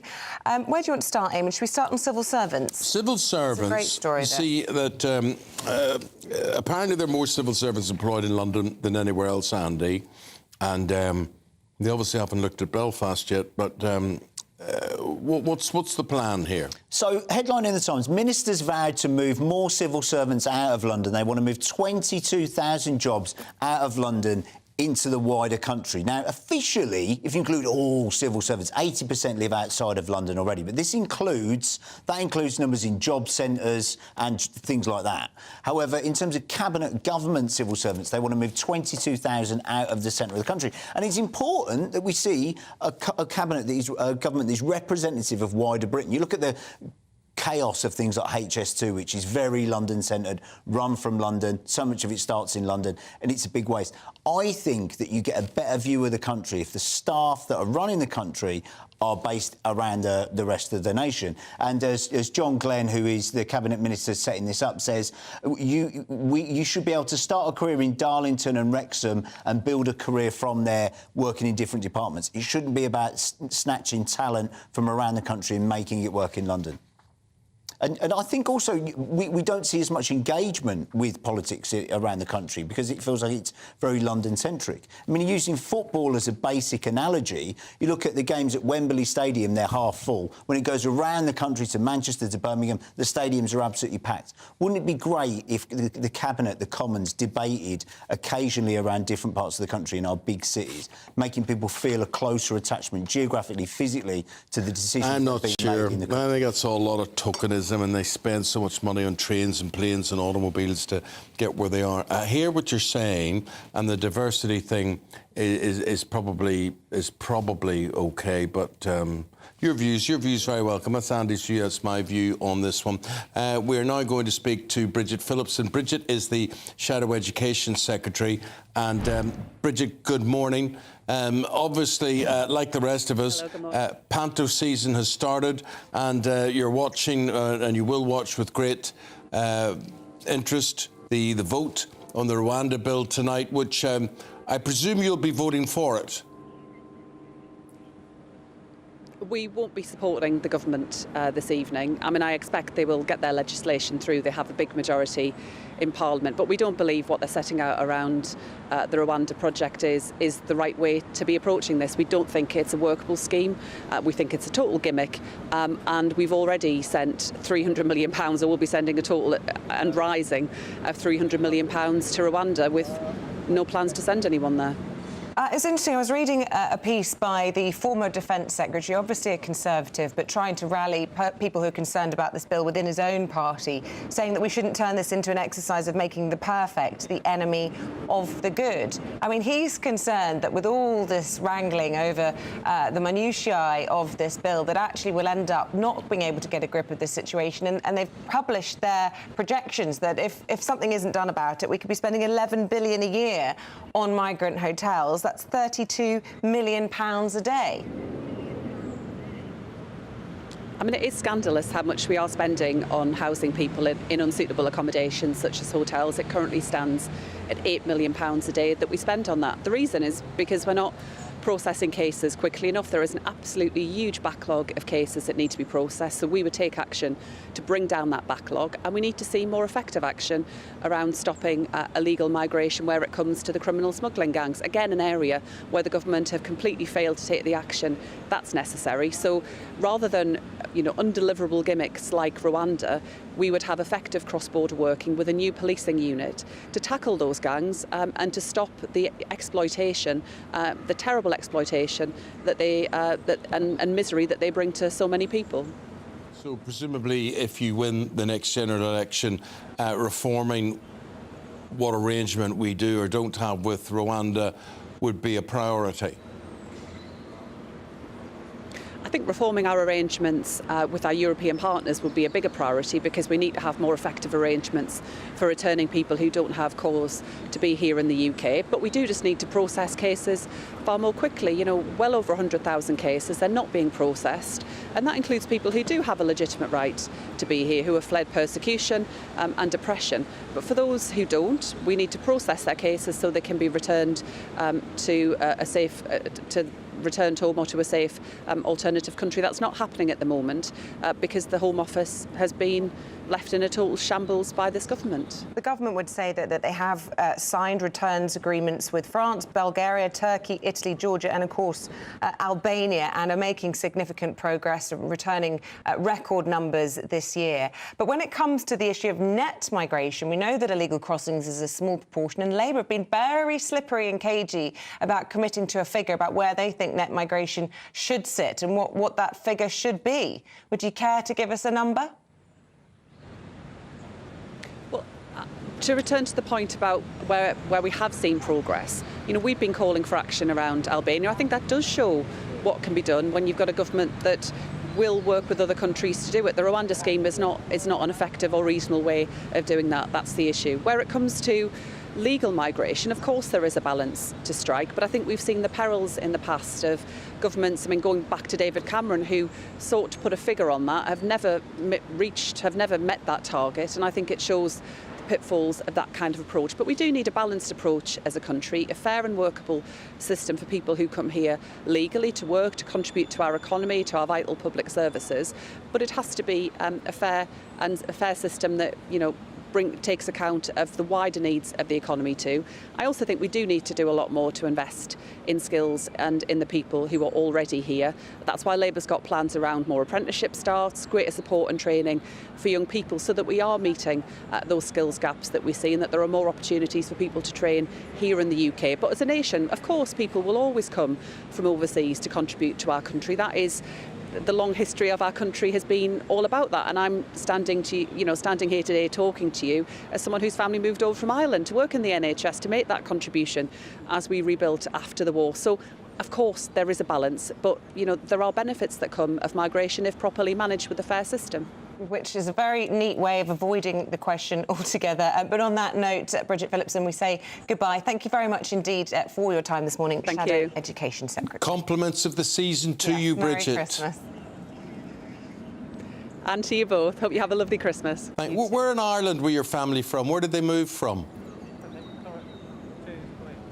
From the West Coast. My grandma came over from Galway to train in the North East as a nurse. And do you ever go back and have a look at the family roots and Galway and all that area?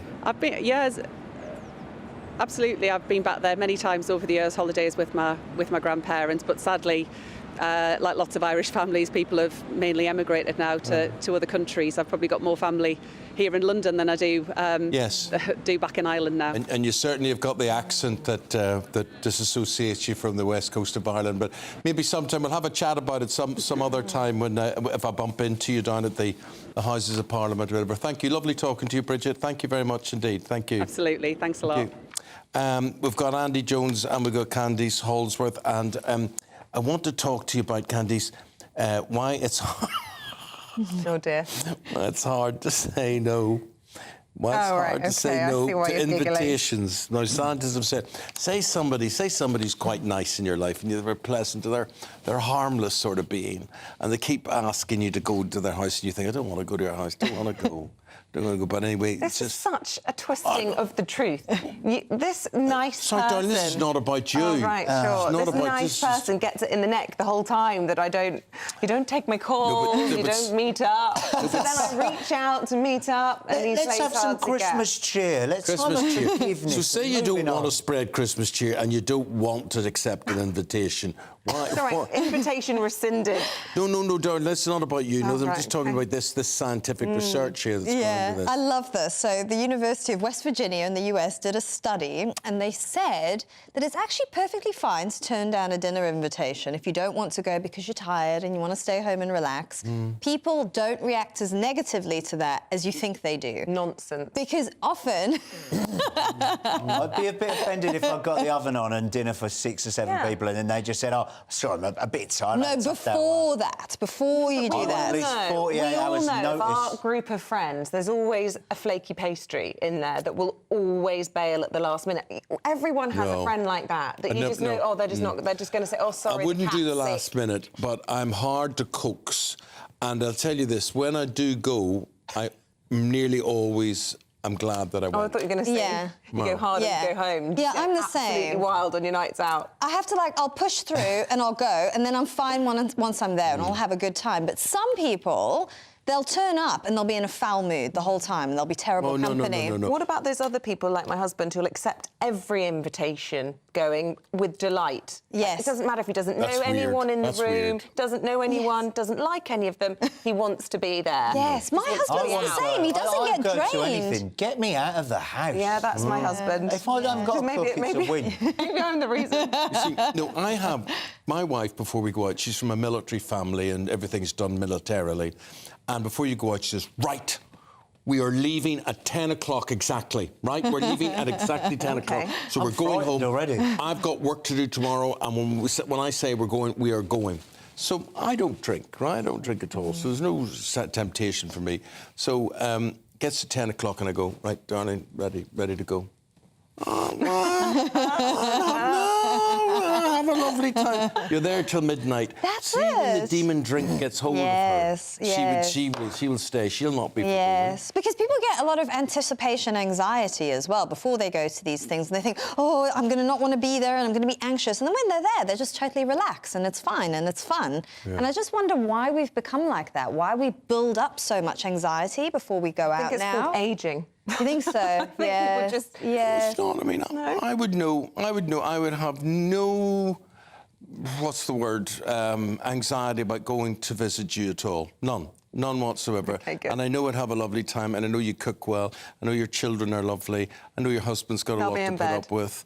And, you know, so it all goes. But anyway, we've got to say goodbye to you two. Thanks for coming along to our little party today. Andy Jones and Candice Holsworth. Thank you both very much. The weather with Alex D. A brighter outlook with Box Solar, sponsors of weather on GB News. Morning, I'm Alex Deakin. This is your latest weather update from the Met Office for GB News. After many of us had a dry day yesterday, it's looking pretty wet out there for much of the day today. Low pressure has moved in. You can see the swirl here on the cloud and rain picture, and that rain is lingering over southeast Scotland, northeast England. We do have a Met Office warning in place. Because it's been so wet, the rain today could cause some further disruption and potential for flooding. But even further south, heavy, thundery showers in places, the risk of large hailstones as well. At least they should be moving through because it will be quite blustery here. Feeling quite cool wherever you are, but in the brighter spells in the south, we may see temperatures getting up into the teens. As we go through the afternoon and evening, staying largely fine and clear over northeastern Scotland. The rain should slowly peter out from parts of southeast Scotland, but maybe lingering over northeast England. The showers tending to fade elsewhere as well, so many places will become a little drier overnight, and certainly colder across Scotland, Northern Ireland. A more widespread frost likely as we head into tomorrow morning. It's likely to be pretty drab, though, first thing tomorrow over eastern parts of England especially. And the rain and drizzle, although not as heavy as today, may well linger over northeast England, parts of the East Midlands and East Anglia well into the afternoon. For many, though, certainly in the west, tomorrow's a fine day. Yes, a bit of a chilly start, but looking much drier and brighter with some sunny spells. And for many of us, it looks a lot drier from Wednesday onwards. Looks like things are heating up.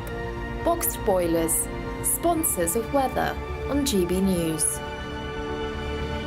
Wake up to the headlines with Headliners every morning at 5 a.m. We treat you to the day's biggest stories before anyone else, 7 days a week. You can catch up on everything you need to know before you've even had your kippers. Headliners every morning at 5 a.m. only on GB News, the People's Channel, Britain's news channel.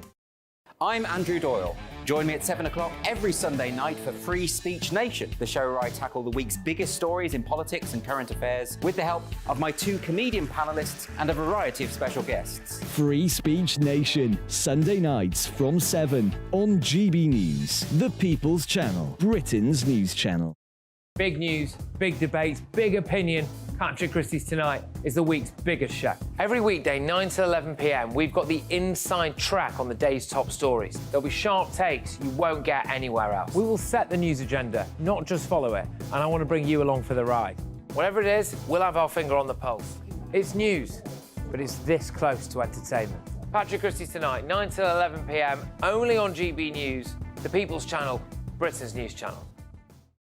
Now then, Lee Anderson here. Join me on GB News on my show, The Real World, every Friday at 7 p.m. I'm not eating bloody cat. Are you Delicious. mental? Open your mouth. OK, here comes a train. Reminds me of the scene in Singing in the Rain. Adam, is that a good one? Whoa! Join me at 7 on GB News, Britain's news channel. What you get for breakfast is something that, if we do our jobs right, you will wake up to news that you didn't know the night before. It's a conversation. It's not just me and Eamonn. We want to get to know you, and we want you to get to know us. From 6, it's Breakfast with Eamonn and Isabel. Monday to Thursdays on GB News, Britain's news channel. There's only 3 people you can trust in life. Your doctor, your lawyer, and your nana.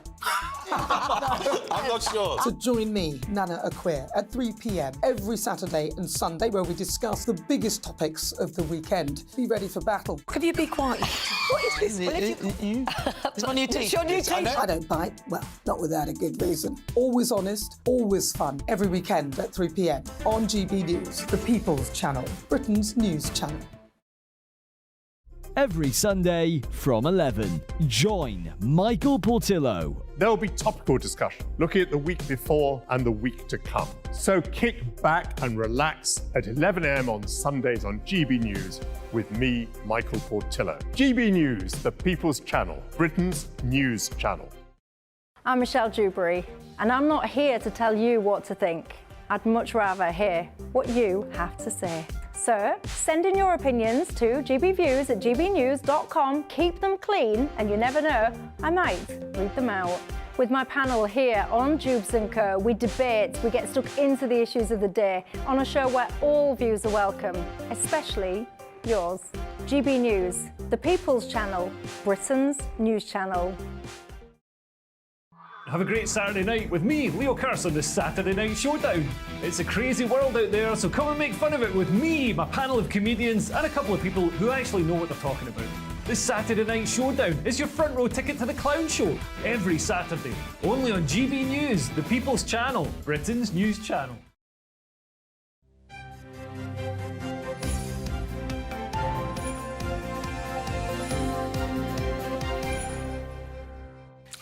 Good morning. 9 o'clock. 9 o'clock. It's Tuesday, 12th of December. This is Breakfast with Eamonn and Isabel. OK, leading our news this morning is the Smoked Salmon Summit. As it's been, they've all been in for breakfast today, a group of rebel Conservative MPs. They've filled their stomachs and they've now left Downing Street as the Prime Minister looks to gain their support to salvage his Rwanda bill. And Olivia Utley's outside number 10 Downing Street this morning for the latest. Yes, Rishi Sunak is well and truly on the charm offensive this morning. But even if he does manage to squeak his bill through Parliament this evening, it could still be the beginning of the end of his career. Gosh, well, plenty of you have been getting in touch about this story. Despite being sentenced to 14 whole life orders, a hearing will begin today, looking into whether child killer Lucy Letby should be stripped of her nursing credentials. The COP28 climate summit, could it end in deadlock? Activists and world leaders have reached and have reacted furiously to a draft deal which only calls for a reduction of fossil fuels, not a phasing out. Plus, Alex Deakin has your weather. A wet one for many of us today, some heavy downpours, even some big thunderstorms in some spots. But after today, it does look like the weather will be calming down and turning quite a bit drier. Join me later for a full forecast. And you've been very good getting in touch with us today. Everything from women commentators in football in reaction to what Joey Barton said about them, This is the standard of women's football, and this is the factor qualifying the likes of Alex Scott to pronounce on elite men's. Barton has a point. That doesn't even make sense. Anyway, do you ever wish you read these before you read them out? I was hoping that was... All the time, all the time. On civil servants, though, Margaret said, I was a civil servant for over 40 years. In that time, I don't know how many times we heard that civil servants were to be moved out of London. Let me tell you, it never happened, and it never will. Roger says on Rwanda, yes, Rishi Sunak's a bit of a wimp when it comes to Rwanda, but look at the alternative, Starmer. OK, gbviews at gbnews.com. Keep the entertainment coming, or you can tweet at gbnews.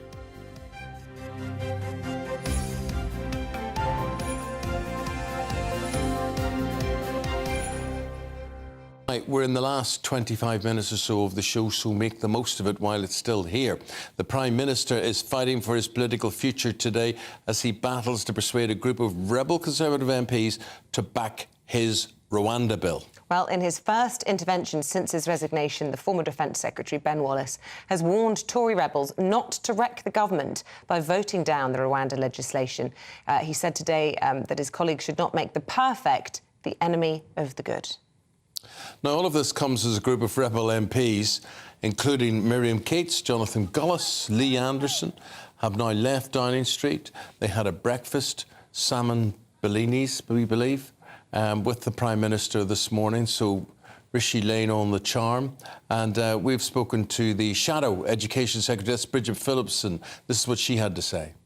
We won't be supporting the government this evening. I mean, I expect they will get their legislation through. They have a big majority in Parliament, but we don't believe what they're setting out around the Rwanda project is the right way to be approaching this. We don't think it's a workable scheme.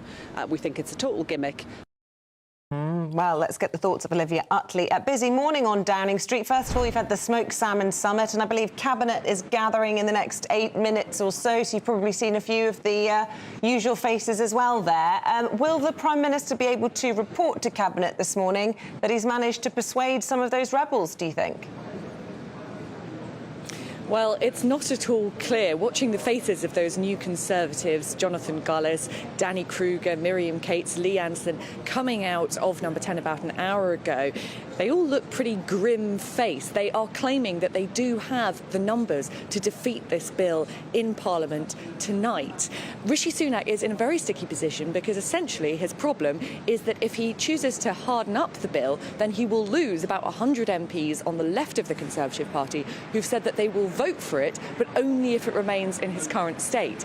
Meanwhile, on the other side of the party, there are probably a similar number of MPs from these 5 different right-wing Conservative groups that we've been hearing so much about, who are saying that they will only vote for the bill if it is hardened up. Now, specifically, what they have an issue with is that although the legislation would deem Rwanda generally a safe country, so the scheme as a whole would be able to be implemented, it leaves a bit of wiggle room for individual migrants to go to the courts and say that in their personal circumstances, deportation to Rwanda would be dangerous. Now, what Rishi Sunak has been telling these rebels over their smoked salmon Bellinis this morning is that those circumstances are very few and far between. There will be, he claims, only a sort of handful of migrants who would be able to avoid deportation on mitigating circumstances. It would be, women in the latter stages of pregnancy who can't fly, those with illnesses which couldn't properly be treated in Rwanda.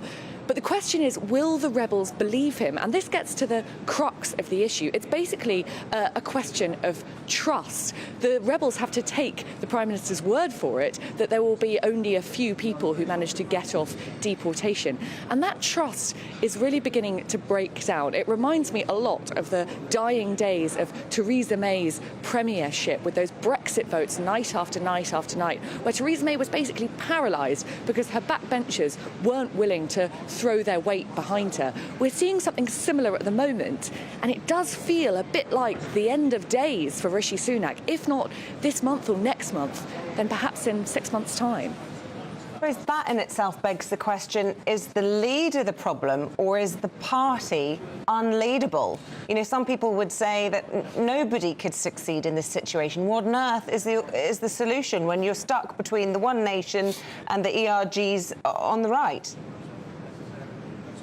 Well, I think that is what a lot of people are saying this morning. The Conservative Party have been through an awful lot of prime ministers. We've had 5 in 6 years, and one by one they've been picked off by their own backbenchers. As you say, it does feel as though the Conservative Party is pretty factionalised at the moment. On the one side, the One Nationers who won't vote, who will only vote for the bill if it remains unamended, and on the other side, these right-wing rebels who will only vote for the bill if it is amended. There are those who are saying that the Conservative Party is just too broad church these days. I've even heard Conservative MPs suggesting that the Conservatives need a spell in opposition in order to regroup, get some perspective and remember what's important. Those cabinet ministers meeting behind us, though, would probably disagree. OK. Right, Olivia, thank you very much indeed. And any other late drifters coming out from breakfast, grab one for us and we'll go back to Downing Street. Thank you very much. COP28, let's talk about it now. So the fear is that it could end in deadlock today after some nations reacted furiously to a draft deal which only called for a reduction, not a banning, of fossil fuels. Well, climate activists and some leaders have lashed out at the drafting, calling it weak. They say it removed language which included a previous text suggesting that fossil fuels could be phased out. OK, let's talk to Jim Dale, meteorologist and social commentator.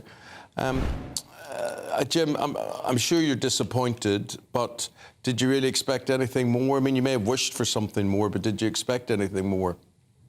Yeah, it's not quite over yet. Good morning, by the way, to the pair of you.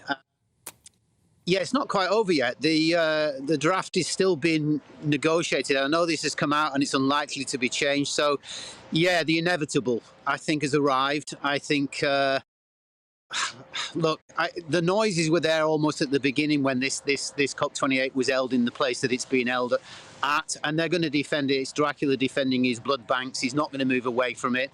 So the watering down is not going to affect anybody this year. What will happen as far as climate change is concerned, and the impacts that are going to come from that are not even the next 5 years. What we're actually talking about is the next 10, 20 years.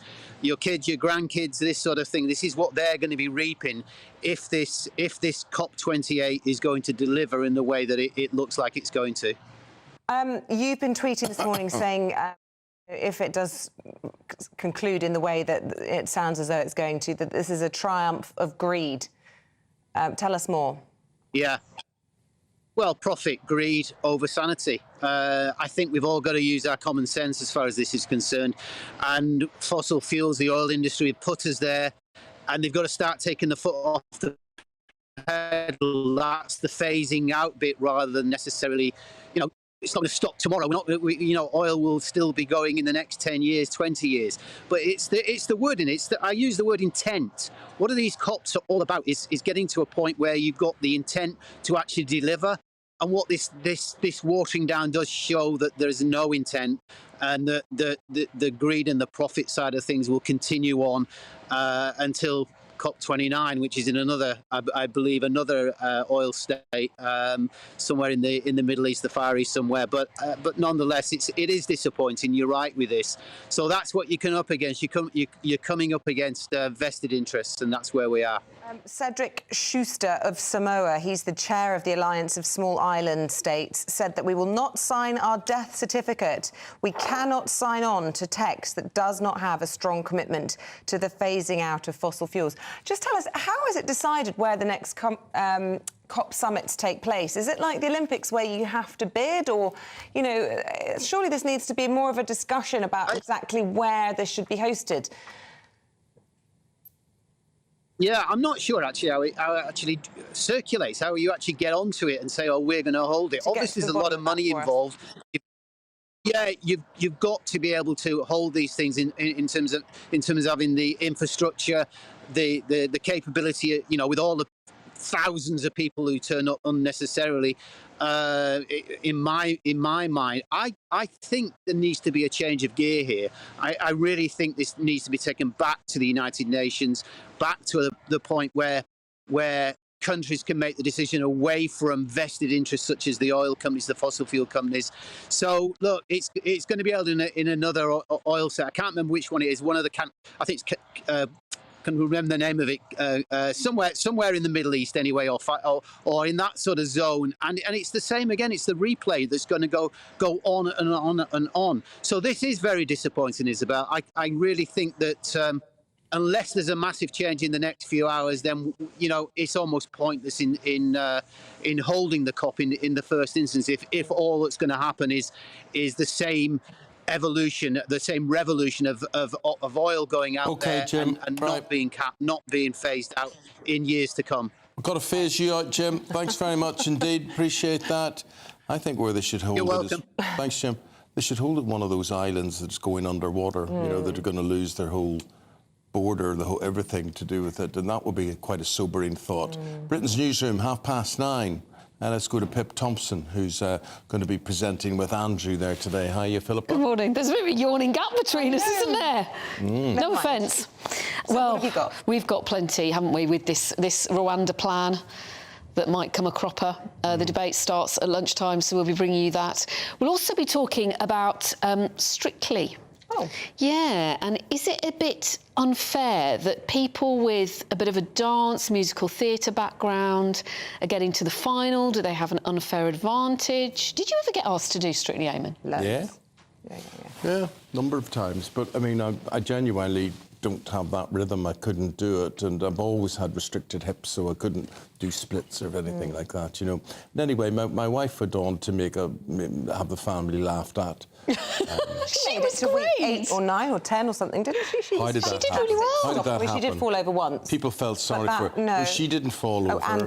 Anton fell and took her with her. It was brilliant. Blimey. But on that, I genuinely do always prefer it the years that somebody who isn't ex-drama school wins. And somebody like Susanna Reid, Natasha Kopinski, all these people who you wouldn't Susanna expect didn't win. Did she not? She came third. Oh dear, but interestingly, two former England cricketers won. Darren Gough won one year. The following year, Mark Ramprakash won. Yeah. But maybe their athleticism helped them. Absolutely. So but it's a really good talking point, so we like to know what you think at home. OK, thank you, Pip. Thank you very much indeed.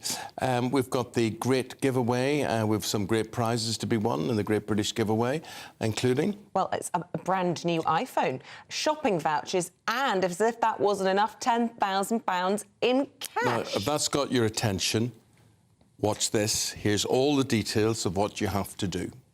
It's the Great British Giveaway, your chance to win 3 amazing prizes that will get your new year off to a great start. First, there's a terrific £10,000 in cash to be won. Imagine what you can do with that. We'll also give you a tech update with the very latest iPhone 15 Pro Max, plus £500 worth of shopping vouchers to spend in your favourite store. The retail therapy could be on us. For your chance to win the iPhone, the vouchers and £10,000 cash, text GBWIN to 84902. Text costs £2 plus 1 standard network rate message. Or post your name and number to GB01, PO Box 8690, Derby DE1 9TT.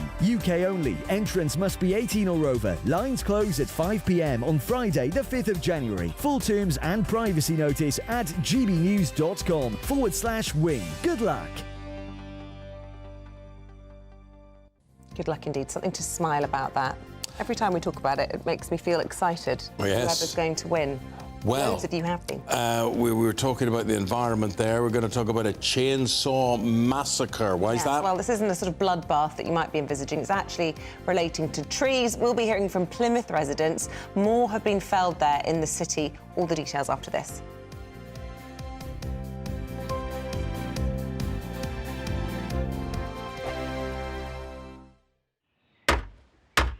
Who is it? We're here for the show. Welcome to the Dinosaur Hour with me, John Cleese. I was married to a therapist. And you survived? I thought we were getting Hugh Laurie. Second best. You interviewed Saddam Hussein. What's that like? I was terrified. I'm playing strip poker with these three. Oh! No, thank you. My CDs need to be put in alphabetical order. Are you going to be problematic again? The Dinosaur Hour. Sundays on GB News. Good afternoon, Britain. Good afternoon, Britain. Join us, Tom and Emily, To find out what's happening in the heart of Westminster. and why it matters to you. Weekdays from midday, we bring you the most compelling stories from across the United Kingdom. And from your doorstep to our inbox. That's right, we want to hear from you. GB News, Britain's news channel. I think the most exciting bit for me is talking to people. People who I think are ignored often by the major news channels. We're going to give news they want to hear. There's a voice there that needs to be heard. I think there's a chance here for a diversity of opinion to be expressed, which you don't find elsewhere. It's really exciting. We don't hold back. We're free to say how decisions that are taken here affect us all around the country. Only on GB News, the People's Channel, Britain's news channel. I'm Michelle Dewberry, and I'm not here to tell you what to think. I'd much rather hear what you have to say. So send in your opinions to gbviews@gbnews.com. Keep them clean, and you never know, I might read them out. With my panel here on Jubes & Co, we debate, we get stuck into the issues of the day on a show where all views are welcome, especially yours. GB News, the People's Channel, Britain's news channel. In the GB Newsroom, we bring you the news as it happens. With our team of dedicated journalists across the UK, we're ready to give you accurate reporting every day. When the news breaks, we'll be there with bulletins on GB News, the People's Channel, Britain's news channel. Your weekend starts here with Friday Night Live with me, Mark Dolan, 8 till 9 on GB News. Big stories, big guests and big laughs as we get you ready for a cracking weekend. That's Friday Night Live with Mark Dolan. Fridays 8 till 9 on GB News. Bring your own drinks. The admission's free. GB News, unlike other broadcasters, isn't obsessed with the London-Westminster bubble. We think there's a nation beyond the M25, and that's why we talk about the issues that matter across the land. Join me on State of the Nation, 8 to 9 o'clock, Monday to Thursday, on GB News. Daisy's listening, and you should too. Tired of the usual focus-tested, pre-prepared Westminster runaround? Well, so am I. So you want higher taxes? Is your department to blame for this? Are you rethinking this policy? Every Sunday at 9:30, I'll be sitting down with those in power to get the truth about the issues affecting you. Let's be honest, we've known about the cost pressures of this project for years, not months. That's the Camilla Tominey Show, a politics show with personality. On GB News, the People's Channel, Britain's news channel.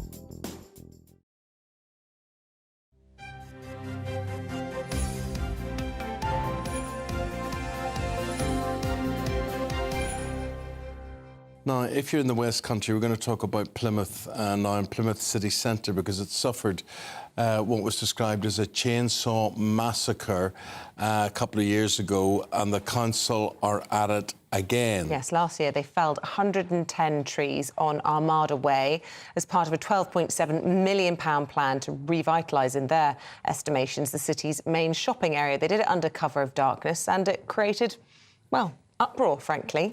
Oh, I'm not surprised. I can't see how getting rid of trees makes a place nicer looking. It's usually worse. It's a Conservative-run council. We sent our South West of England reporter Jeff Moody to find out more. Here he is, his report from Plymouth. Armada Way in Plymouth, a tree-lined avenue described by locals as the lung of the city, until this happened. Very sickening. Oh yeah, I think this tree is next there, cutting branches out of this tree. In the dead of night, 110 trees were felled to make way for ambitious plans for the area.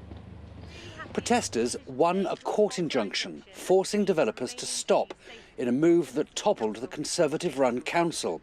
When Labour took the helm, they promised that no more trees would be chopped down. This isn't quite the end of the chainsaw massacre. The council has now announced plans to improve the drainage system here on Armada Way and to create a cycle lane. And for that, the remaining 6 trees face the chop. In a statement, Plymouth's new Labour-led City Council told GB News, "We have just finished consulting on a very ambitious and exciting plan for Armada Way. And our plan for trees is clear. We want more trees on Armada Way, and we want more trees across the whole city. But they need to be the right trees in the right place." Residents aren't convinced. I'm not happy about it. I think they've ruined the city centre. And they're doing their best to try and correct things, but I think it's just too late. The whole place is destitute. Terrible. The way the climate change is going, and we just need everything that can help us. I mean, it's not just, me, I'm an old guy now, so it's for the kids, isn't it, No, I'd rather keep the trees, yeah. Some trees have to be removed, but providing you're planting several more, to make up for it, then I think it's not such a bad idea. The council is quick to point out the remaining 6 trees won't be felled. They'll be relocated to an arboretum. But protesters say there's no guarantee the trees would survive the move. The council also promises 202 new trees will be planted, each one over 8 metres high, to provide a ready-made canopy for the new development. Cold comfort for residents who say the original trees should never have been cut down in the first place. Jeff Moody, GB News. You see, the thing Just about makes me sad to chopping see a that. tree like that's been there for hundreds of years, it's like the tree on the Sycamore Gap on Hadrian's Wall. Yes, there might be saplings that come through. Yes, they might be replanting trees. It takes an awfully long time. A lifetime. And it's an act of vandalism, in my opinion. Really, really, really, really sad. And do you know what makes nice areas? I think it's definitely linked to better foliage, mental health, is to have trees in your environment And you rather have than trees, just you tarmac. get birds as well. You get birds, you get singing. Yeah. That's the thing I noticed about lockdown, was that I was able to sit around my house and just listen to birds, not hear airplanes overhead or cars going around the motorway or whatever it happened to be. Just birds tweeting away. So, I don't know. I do think anybody cuts trees down is very close to vandalism all the time in every single case. What is the point? Yes. Meanwhile, away news, it's going to be a busy day. We've got Pip and Andrew up next. And from midday, they're going to be debating this Rwanda bill. The vote is tonight at, I think, 7 p.m. and will be, of course, across that live. It's only going to take 29 votes to embarrass the Prime Minister and 57 abstentions. More than embarrass him, humiliate him, possibly upend his premiership. We'll have all of that right here. While you're waiting for all of that, I'm off to have a salmon Bellini, just in keeping with everybody who went to Cabinet today, or to number 10 Downing Street. We'll be back in the morning. We'll see you at 6 a.m. Be there, be square. Bye-bye.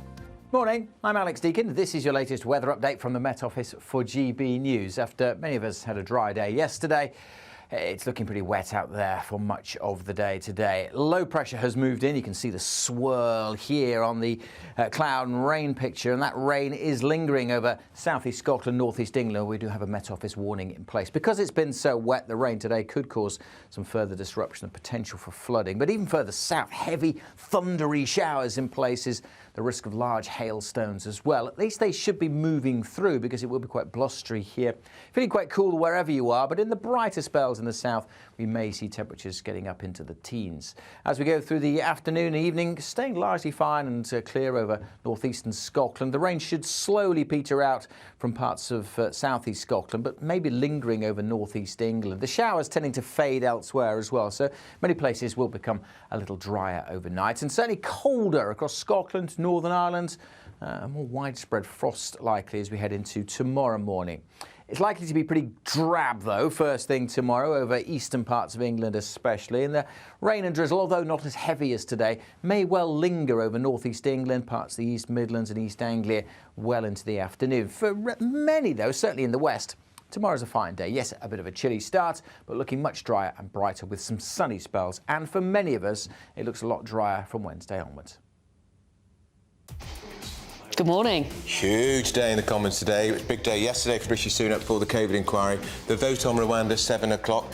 If it's voted down, that's the entire bill collapses, as does his premiership, I would argue. Yeah, it is such a perilous time for Rishi Sunak, but he was trying to seduce those right-wing MPs with smoked salmon this morning. He was, in number 10. We're going to be talking to a big hitter in the Tory jungle, David Davis, and we're hoping to speak to one of the Red Wall MPs, Jonathan Gullis.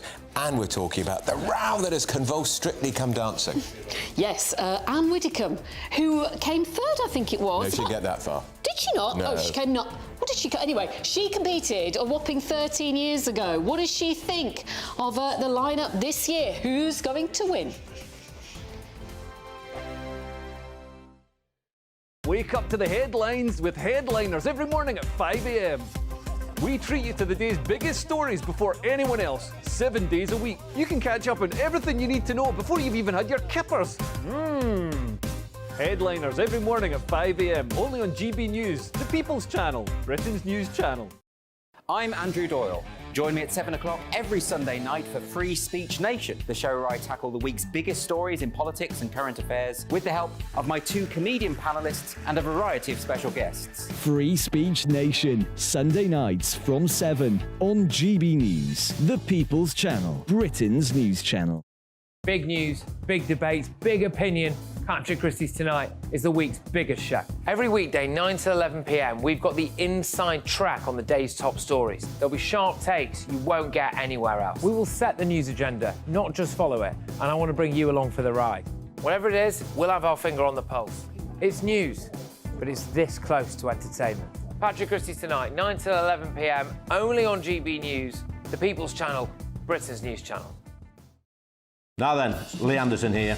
Join me on GB News on my show, The Real World, every Friday at 7 p.m. I'm not eating bloody cat. Are you Delicious. mental? Open your mouth. OK, here comes a train. Reminds me of the scene in Singing in the Rain. Adam, is that a good one? Whoa! Join me at 7 on GB News, Britain's news channel. What you get for breakfast is something that, if we do our jobs right, you will wake up to news that you didn't know the night before. It's a conversation. It's not just me and Eamonn. We want to get to know you, and we want you to get to know us. From 6, it's Breakfast with Eamonn and Isabel. Monday to Thursdays on GB News, Britain's news channel. There's only 3 people you can trust in life. Your doctor, your lawyer, and your nana.